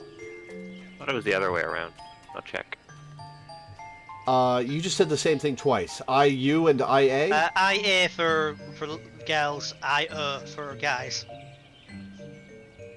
I, Oh. Oh, Ish Brits. letter pronunciations. Bloody Yanks. You know it.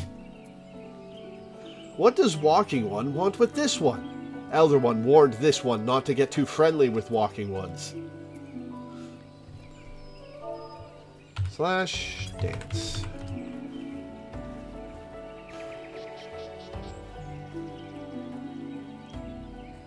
Ah, Walking One is a friend to these ones. Friendly like Gracious Elder One of Forest City. Knows how to dance into these ones' hearts.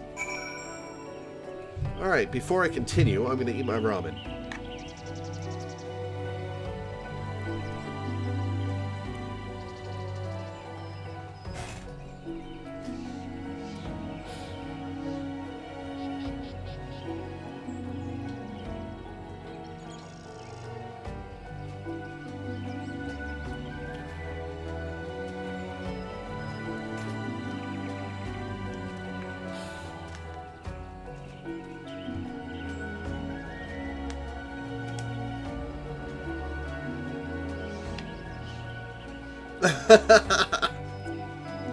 A, B, C, D, E, F, G, H, I, J, K, L, M, N, P. Oh my god.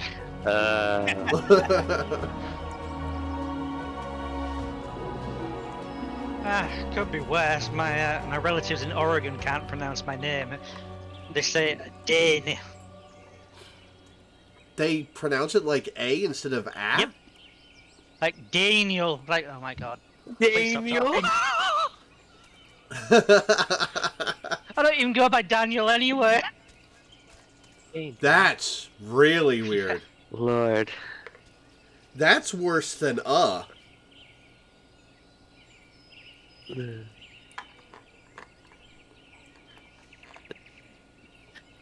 Damn, Daniel.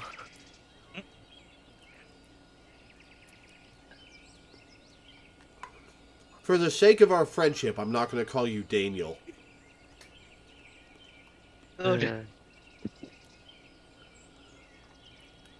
Meanwhile, I know exactly how I to should, destroy but it. I won't. I should, but I won't.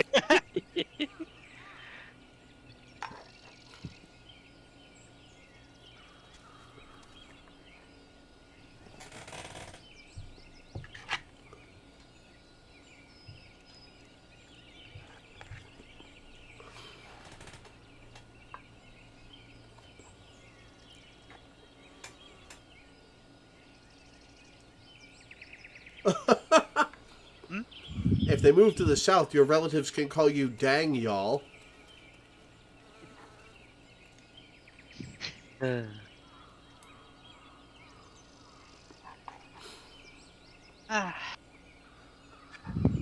I have not seen them in many years. I was going to say, I'm kind of surprised you have relatives across the pond. My granddad's sister married, ironically, a Brit who got abandoned in America by his parents. So technically they're both British, but because he grew up in America, he very much has an American accent, and said aunt, well, great aunt, was like very much has picked up that accent.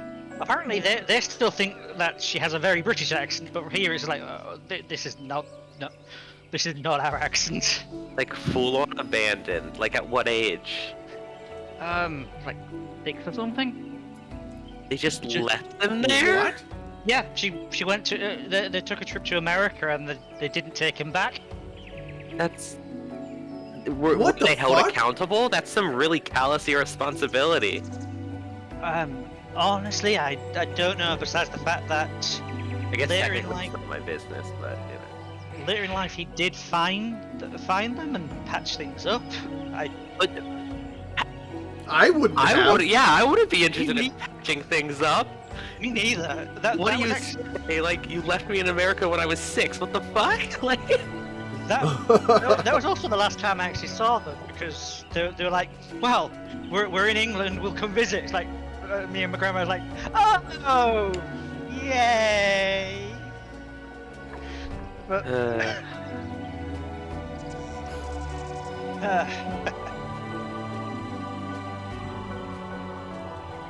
like, what do you even say to the 6-year-old child that you abandoned, that you haven't seen in years? Like, I don't think sorry cuts it. yeah. That's genuinely unforgivable. Yeah, I agree, but somehow they've patched things up. Wild.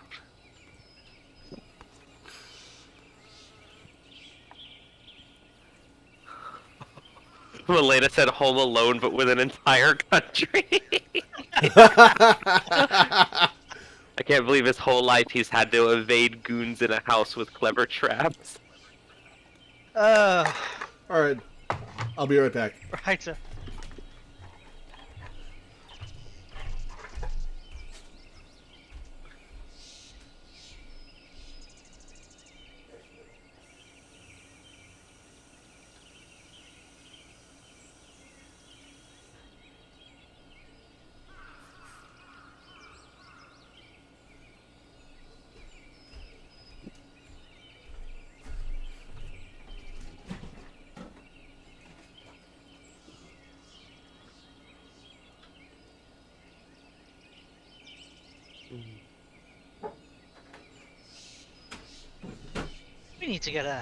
We need to get a batting for Lore's Chocobo. He'll earn some throughout the game. True. Alright, I'm back. Welcome back. Hooray!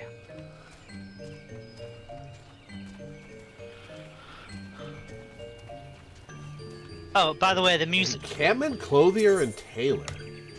the music that plays here is called Flippity Gibbet.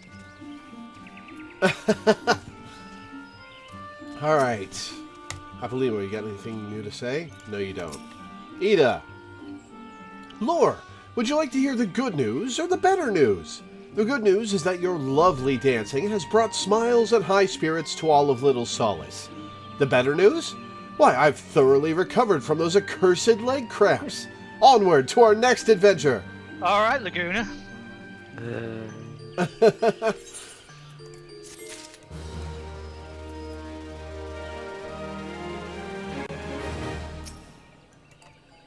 No need to overthink things. So long as your heart is in it, the sylphs will understand you.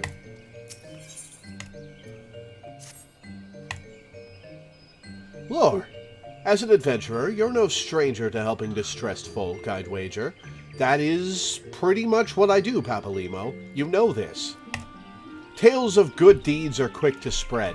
The adventurer who comes to the aid of the local populace can go from stranger to hero overnight. No doubt you see what I'm getting at. The sylphs who make their home in Little Solace do so having been driven from their woodland home. Surely they have their fair share of troubles. Seek out troubled sylphs and see what might be done to ease their worries. A sound plan, would you not say? That said, the sylphs are not known to share their worries with outsiders. You would be better off inquiring with Hera Imedia. Of the Gridanians who reside here, she is most like to be privy to the sylphs' troubles.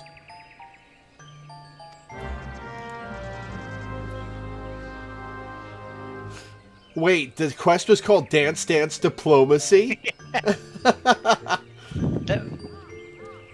The pun game in this game is just...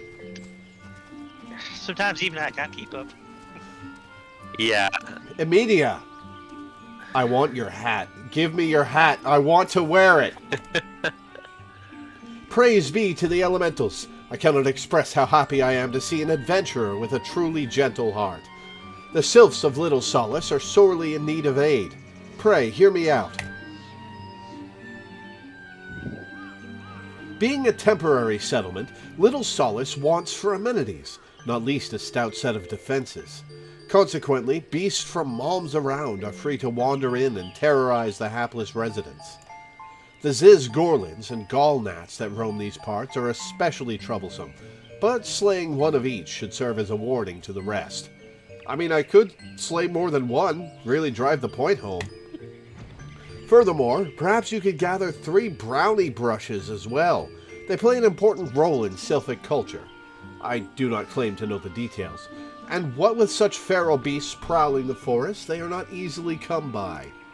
When you are done with the deeds, seek out Komuxio.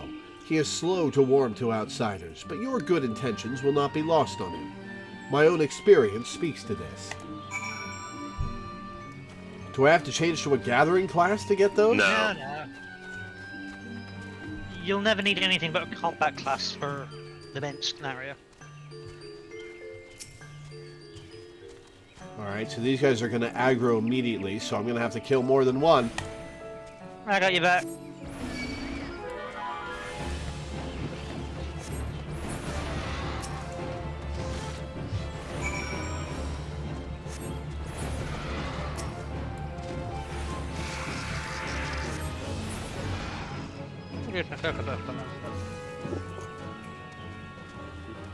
Yeah, Oh, brownie I've been brush. feeding it for the past week in the stable.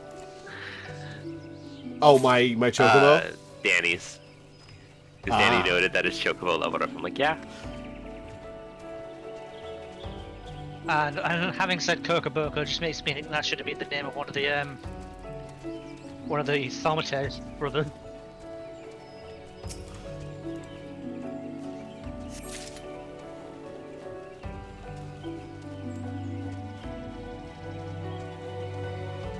Ah yes, Kokobo Keep, known for his careful husbandry of horse birds.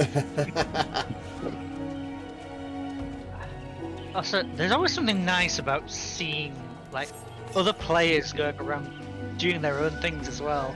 Makes you feel like this world's even more alive. Yeah, it's pretty cool. You don't really get that in Path of Exile. You get towns where there are lots of people, but it's more annoying than nice because they make you load in slower. And let's be real, the cosmetics in Path of Exile are pretty gaudy. There are some gaudy cosmetics in this game, but people aren't as drawn to them. I mean, there was the last year's Halloween event gave us a literal clown costume. Well, that's gross. And no one really uses it. Some people do for fun. Good. But, you know. Alright, well, we've killed our gnat. Let's just abandon that weevil who's becoming invulnerable. Our chocobos were very excited about it.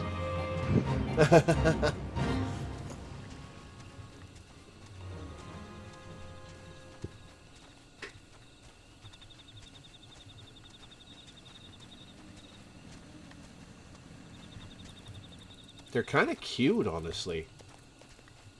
I could take it or leave it, honestly. Understandable.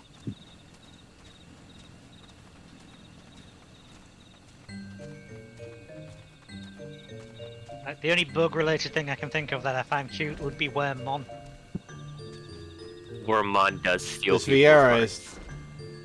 This Viera is named Coffee Bean apostrophe. That's a valid Viera name. Really? Yeah, it's a city name. When Viera leave the forest, they adopt city names, which are usually just things they like or words that they think sound nice. That can lead to some interesting misunderstandings. Yep. To How's imagine that all BLM of the feeling so adventurers far? with silly names are just people that adopted the practice of city names from Viera that were like, of course you can name yourself whatever you want. What are you talking about? like this shroff guy here called Jimbo Shorthand. I was about to say Jimbo Shorthand.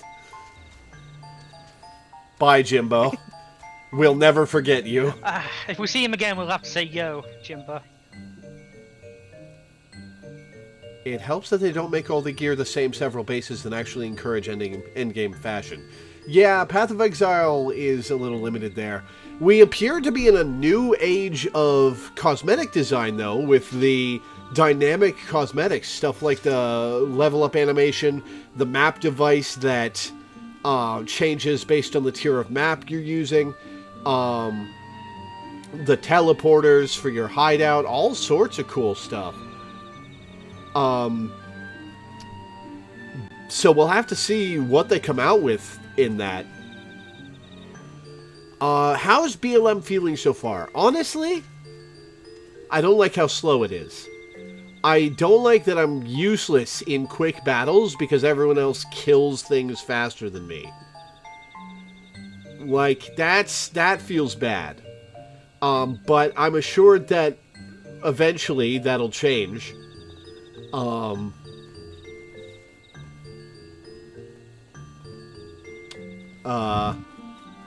So that'll be interesting to see how I pan out. And of course, when you're fighting bosses, it's better. Later on, we start to get, like, you know, dungeon mob pulls where mobs take more than a few hits to kill, and you'll be able to unleash hell upon them.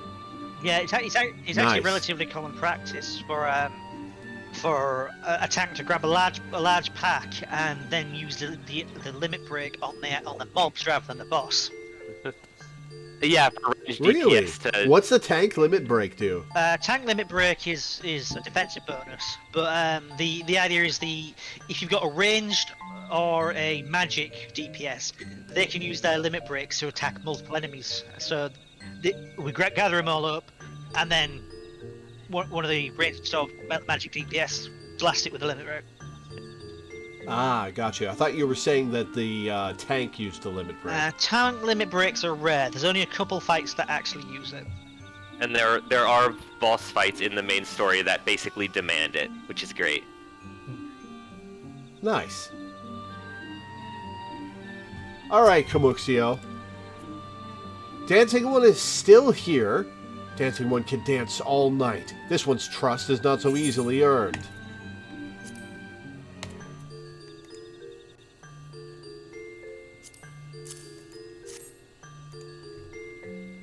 Huh? Dancing One brings brownie brushes for this one. This one can dye thread once more. This one is pleased. Late game BLM is having no clue what to do with all your buttons, and early BLM is falling asleep from lack of buttons. Dancing One kills bitey buzzy ones. This one hates bitey buzzy ones. Dancing One is kind. Too kind. Many walking ones come to these ones' abode, but few are friendly like Dancing One. Perhaps this one was wrong not to trust Dancing One after all.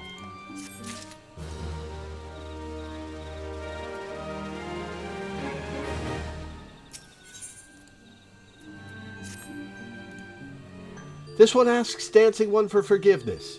These ones have many troubles since walking ones last came to our abode. This one must be careful. Always careful. But Dancing One is not like other walking ones. This one can trust Dancing One. This one would ask Dancing One for help. Strange walking ones with bodies of steel come to the home of these ones. This one thinks steel ones come from Empire. Where empire goes, many living ones become dead ones. Trees fall and bushes burn. These ones' home is in danger. Danger! This one begs of Dancing One to help this one no more. Dancing One is friends with these ones and Walking Ones, yes? Dancing One must speak to these ones here and Walking Ones, in Hut House and find out more. This one has bad feeling. This one fears Steel Ones are after something. But this one should speak no more. Go, Dancing One. This one depends on kindness of Dancing One. So we get to kill some Garleans. Cool.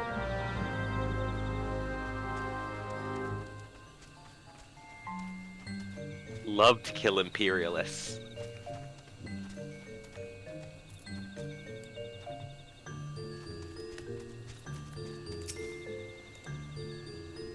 Strange steel walking ones?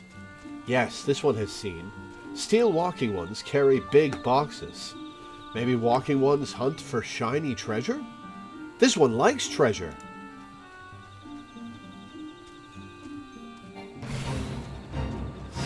A fate spawned in town? What? I think it's a fate where you defend the town from, like, gnats or something. Yeah. Yeah, it looks like it. Well, I'm too high level for it to aggro to me, so... Yeah, that's something I like about... we have to go all the way over there. I like that with fates, if you're above the level, the enemies basically ignore you. But if you want to, you can sink down, but it's just like, you know, you can ignore this probably. We can trust Dancing One. Dancing One, we're in trouble. Bye. Wait, but Dancing One.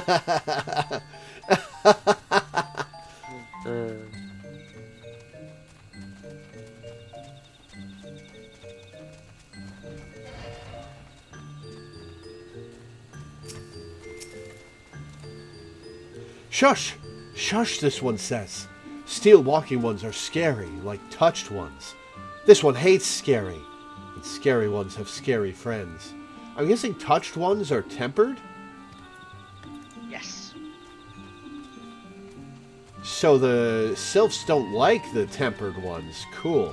Yeah, in the realm Reborn, they were trying to have, like, each primal have their own, like, temp or tempered, because tempered with Ifrit makes sense because it sounds like something you do with fire. There was also examples like drowned, but in the end, with both the game and the player base, tempered is what stuck. Yeah, early bird terminology.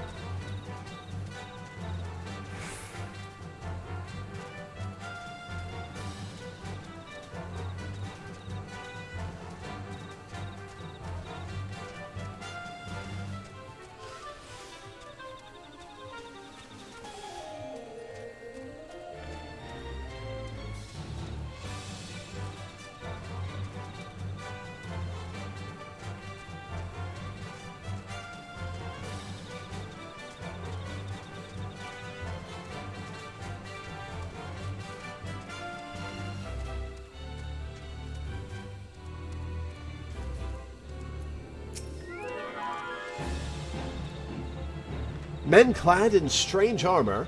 Why, now that you mention it, I did see some suspicious types of late. They were gathering deep in the forest. I simply assumed they were adventurers.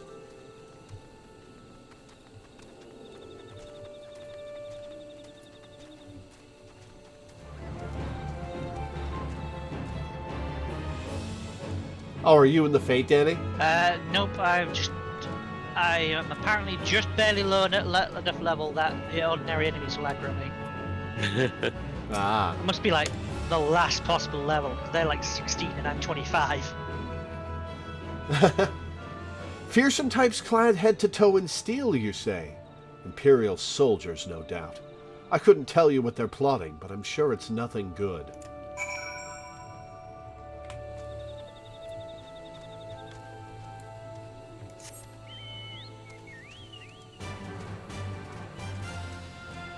I like that the Chocobo's wings flap when it does a little drop.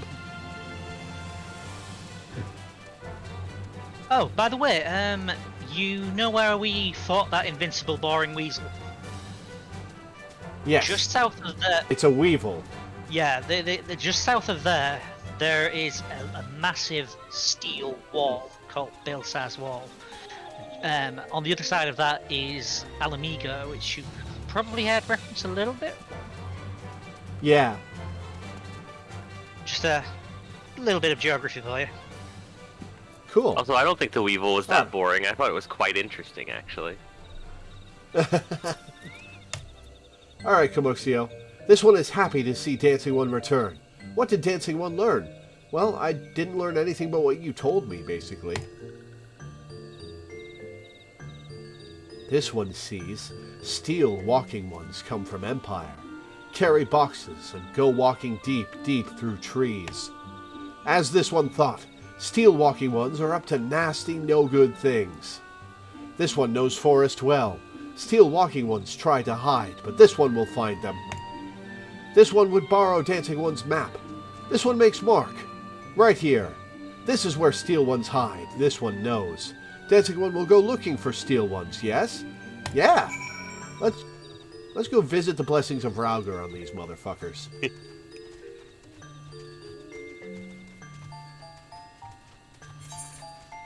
So now we go into the forest? Yes? No?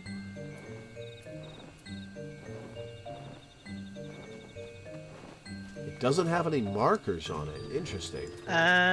You have an arrow on your map pointing west. Oh. Whoops.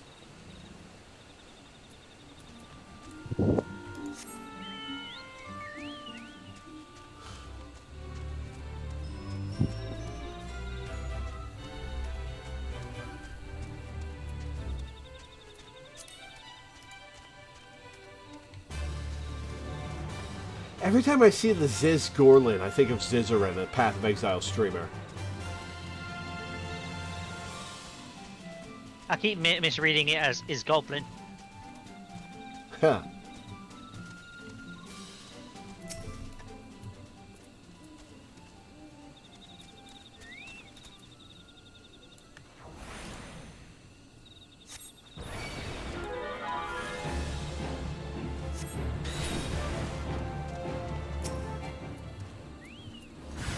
Suspicious box.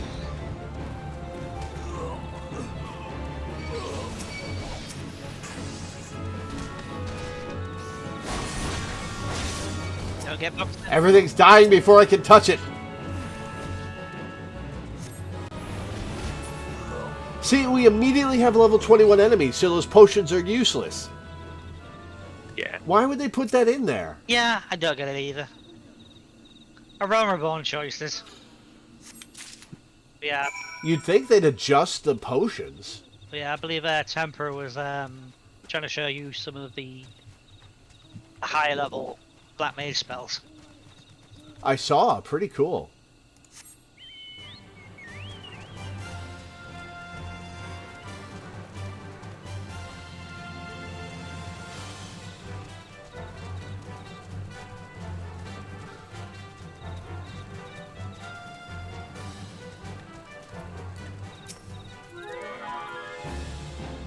Dancing One is back. This one breathes a sigh of relief. This one was worried. Dancing One found something.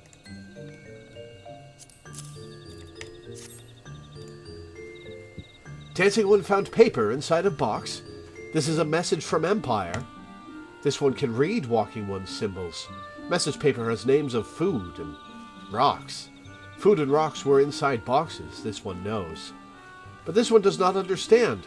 Food and rocks mentioned all come from home of these ones. How do steel walking ones know to find them? Is there sneaky one hiding behind this one's wings?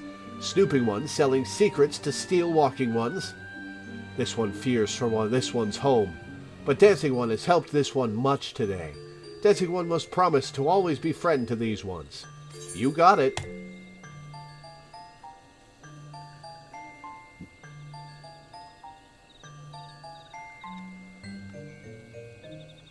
I will take the high potions.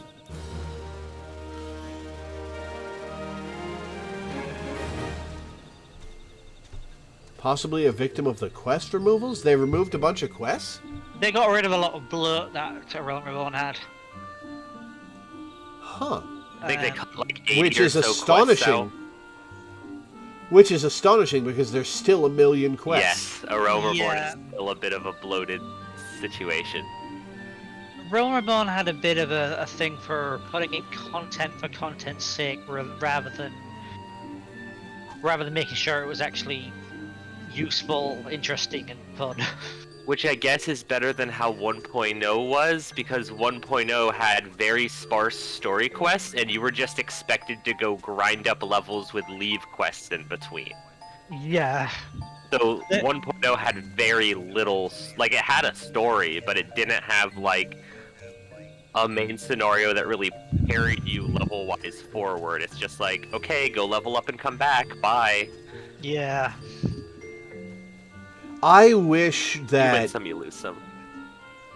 Yeah, I wish that they struck a better balance, because the main story quest in this levels you up so hard that the side quests are pointless. They do very much improve the balance Heaven's Order onwards. Yeah, you still like Oh, don't good. really need to do side quests on your main job, but the quests feel a little bit less bloated. Yeah, there's a reason we keep referring to things as a Realm Reborn jank, because the issue with Realm Reborn is because 1.0 was so bad, just everything was on fire. They had to put out the fire, fix things up, and they didn't especially have as much time to really test things as possible, just because they had to do so much to make it functional in the first place. Yeah. So where it's good, it's really really good. But where it's not so hot, you can see the Themes. the chinks. Yeah. I wouldn't say any of the side stuff I played was bad. Yeah. Like, it's still good. It's just useless. Yeah. Yeah. Like it's Fun flavor.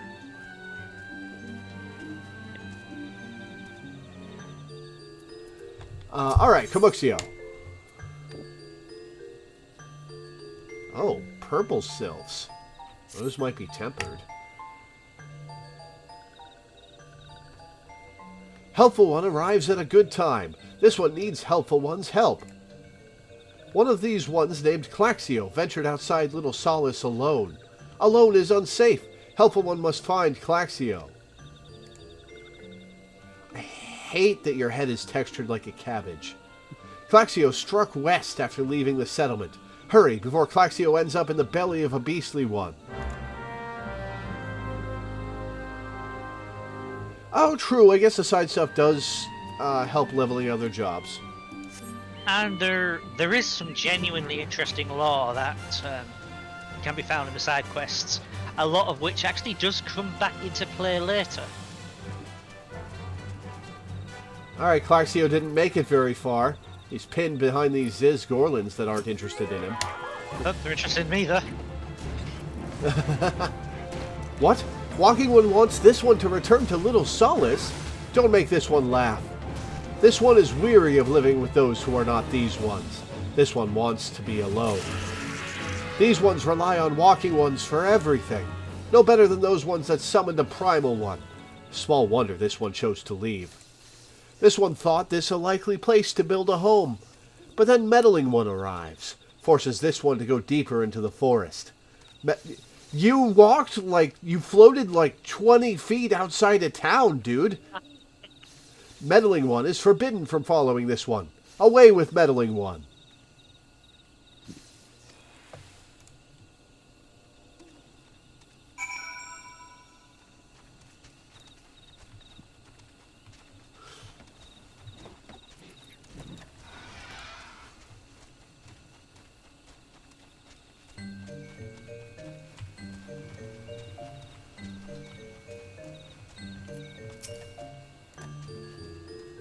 What? Claxio refused to return to these ones and went deeper into the forest? But this one saw touched ones lurking in the forest. Helpful One must hurry. Hurry and find Claxio. Helpful One should search for spools of thread on the forest floor. Those things will lead Helpful One to Claxio. But hurry! Hurry, before the touched ones take Claxio away. I like that these guys are as scared of their tempered fellows as they should be.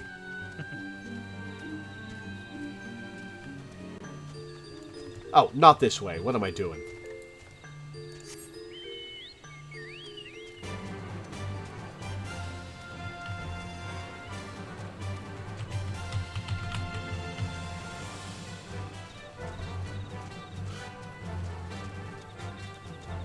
I keep thinking I have to go to the Sylph Stronghold. Would you be interested in a little detail about Ramu that was revealed in one of the Encyclopedia Eorzea law books?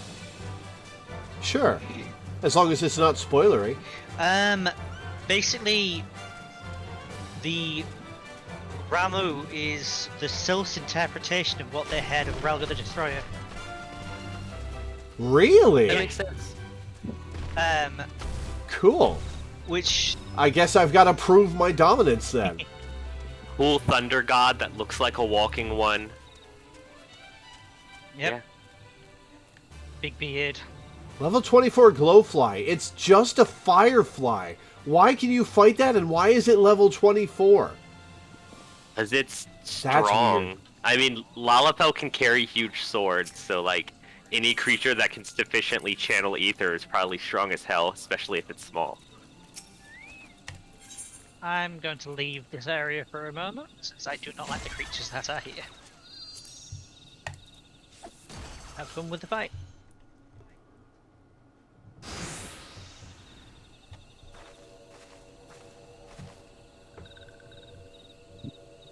Meddling One is back? This one told Meddling One to be gone. Tell Komuxio that this one will never go back. Never!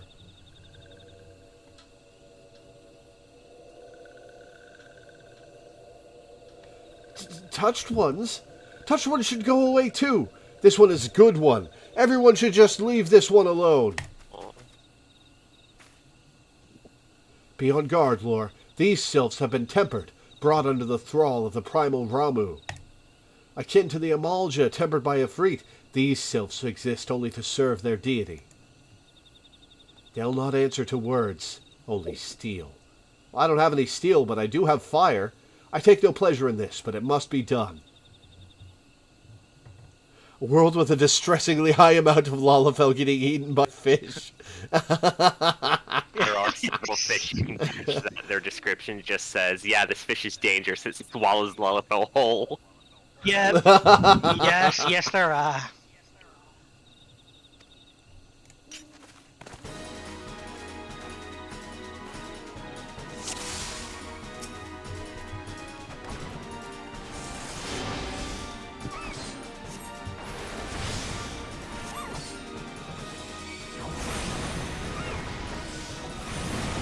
Oh, these guys have a lot of HP, damn.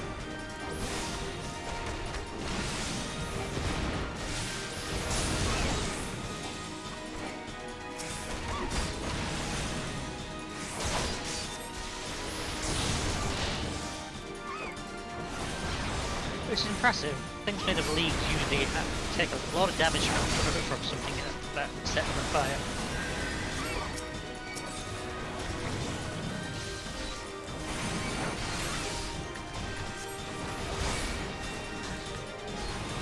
Oh, is that a Malboro? Uh-oh. Oh, Edith's got it, okay.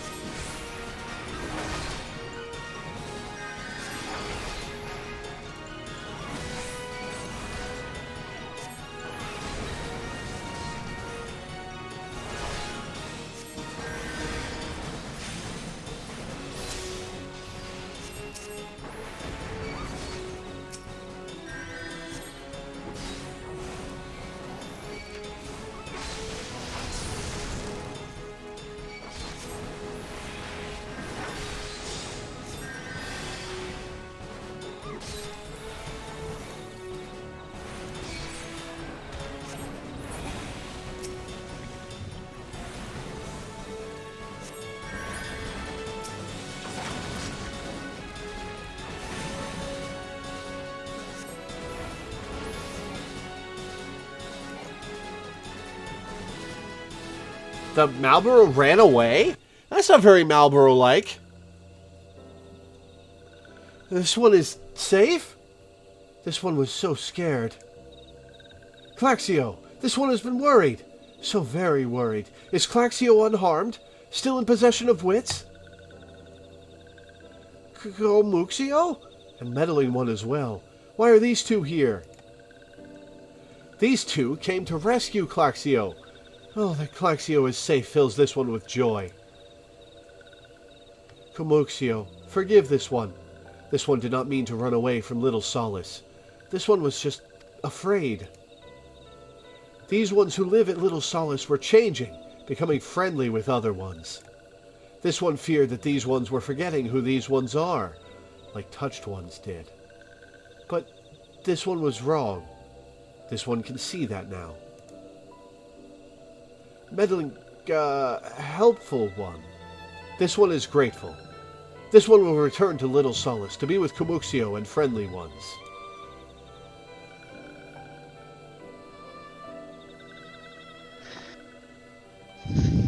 Well, that should see to that. What say we return to Little Solace as well? I, for one, could do with a nice hot bath. Do sylphs even take baths?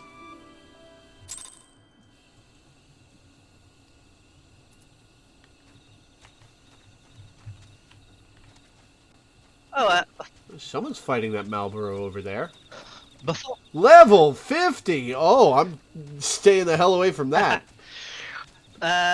before we head back, you may find there's an area here that you may find interesting. Okay. Oh, the Marlboro is blocking the path out of here. Uh-oh. Yeah, somebody's doing a quest. Okay, it's dead. Yeah, if you hop on your mount and follow me.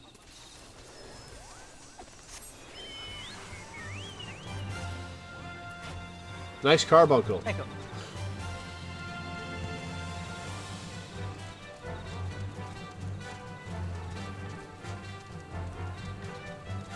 Along this path is the Sanctum of the 12. Does the main story quest ever take you here? No, it does not. Okay, cool. This is where the weddings occur. Oh, neat. I believe it was actually set up during the 4th era, where religion was especially Big. yeah, and then it got You can't go in unless there's a wedding going on, I assume. pretty much yeah. Nice, Dargan. It's yeah, it was then lost for many generations, but then was rediscovered and refurbished to serve for the purpose of matrimony. Nice.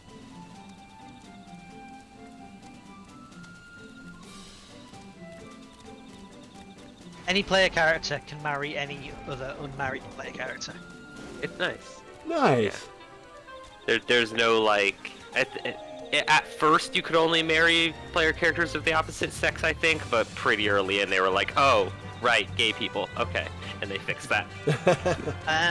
Nice. I think you might be thinking Final Fantasy XI, where it's only opposite genders.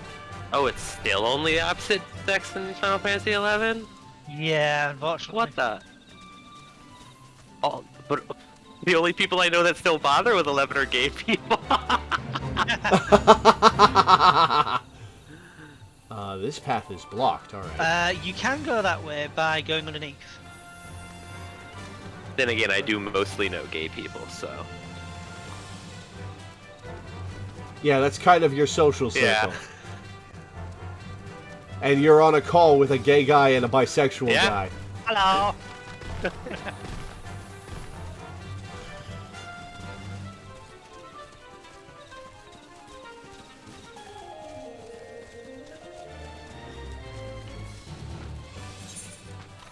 Where the hell are we? Okay, that's where we're going.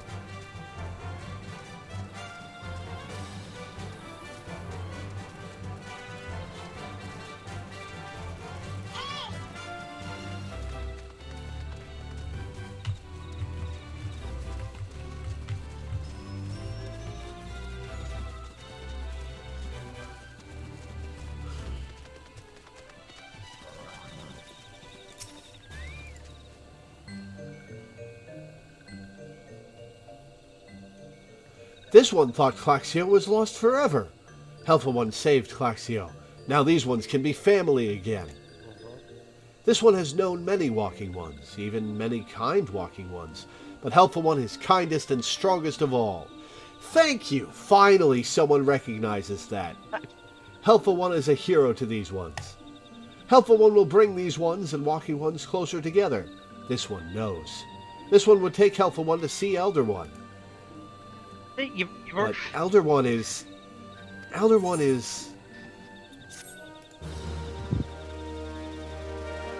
Finally, someone recognizes my power. You've already got your own unique epithet instead of just being a walking one.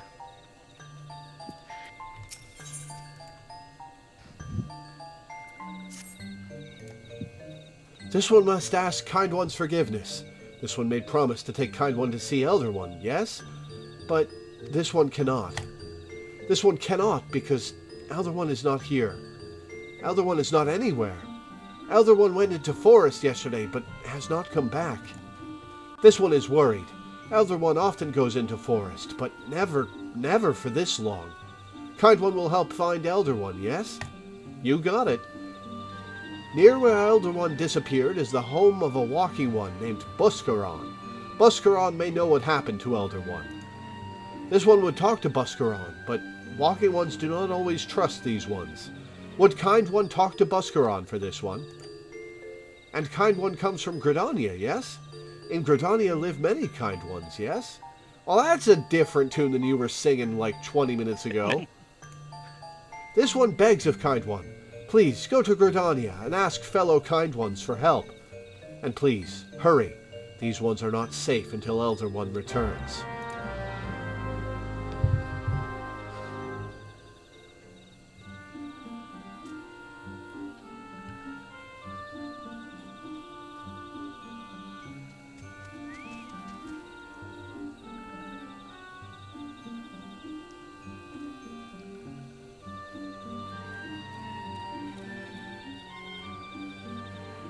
So, I'm sorry to say this, but I am tired, my headache is coming back, and it's very hot. Oh, yeah. So I would like to cut this short here. I think that's a good stopping point. Fair enough. Sorry, guys. No, it's fine. I am not at all bothered. If you gotta go. I'm heartbroken. I don't want you to be dragging yourself through this game miserable because you feel an obligation. I want you to enjoy it. So. Well, thank you. Well, in that case, that's going to be it for today, depending on how my headache shakes out. Yeah, it's so friggin' hot on the East Coast. It is 90 degrees Fahrenheit here right now. So I am going to get off and run my goddamn air conditioner for a while. Hopefully that deals with my headache. My air conditioner actually arrived. My old man and I are going to set it up on Tuesday, I think. Nice. Oh, I don't envy you, Milena. 94 is awesome. By which I mean atrocious. Oh, St. Ferrum's got 97. Oh, I mean, Jesus. I've walked to work in 103-degree heat. Yeah, but you're in Texas. That doesn't Your count. heat's dry. It's supposed to be hot in Texas. Yeah, it was 100. In American terms, I think it was 104 on a Tuesday here, with a 70% humidity. Jesus Christ. Yeah, and our infrastructure is not designed for heat. Bridges were melting. Train tracks were warping. Roads were melting. The paint on the roads was melting? No, the actual roads, the tarmac. Yeah, it's awful. The RAF, Royal Air Force, had to stop doing whatever it is they do because their runways were melting. Whatever it is they do. And I think what you mean is launching planes, Dan. I don't know the full I mean, details. to be fair, I don't know what they do either, but like, Man, to have a Royal Air Force with a fancy title and everything, be like, whatever it is they do. And parts of the government had to shut down because they're in these glass buildings that they. Oh, you never want to be in one of those when it's hot. Yeah, they were literally unfit for human habitation, so they just had to stop governmenting for a bit. They had to stop doing their job of throwing stones because their glass houses got too hot. Pretty much.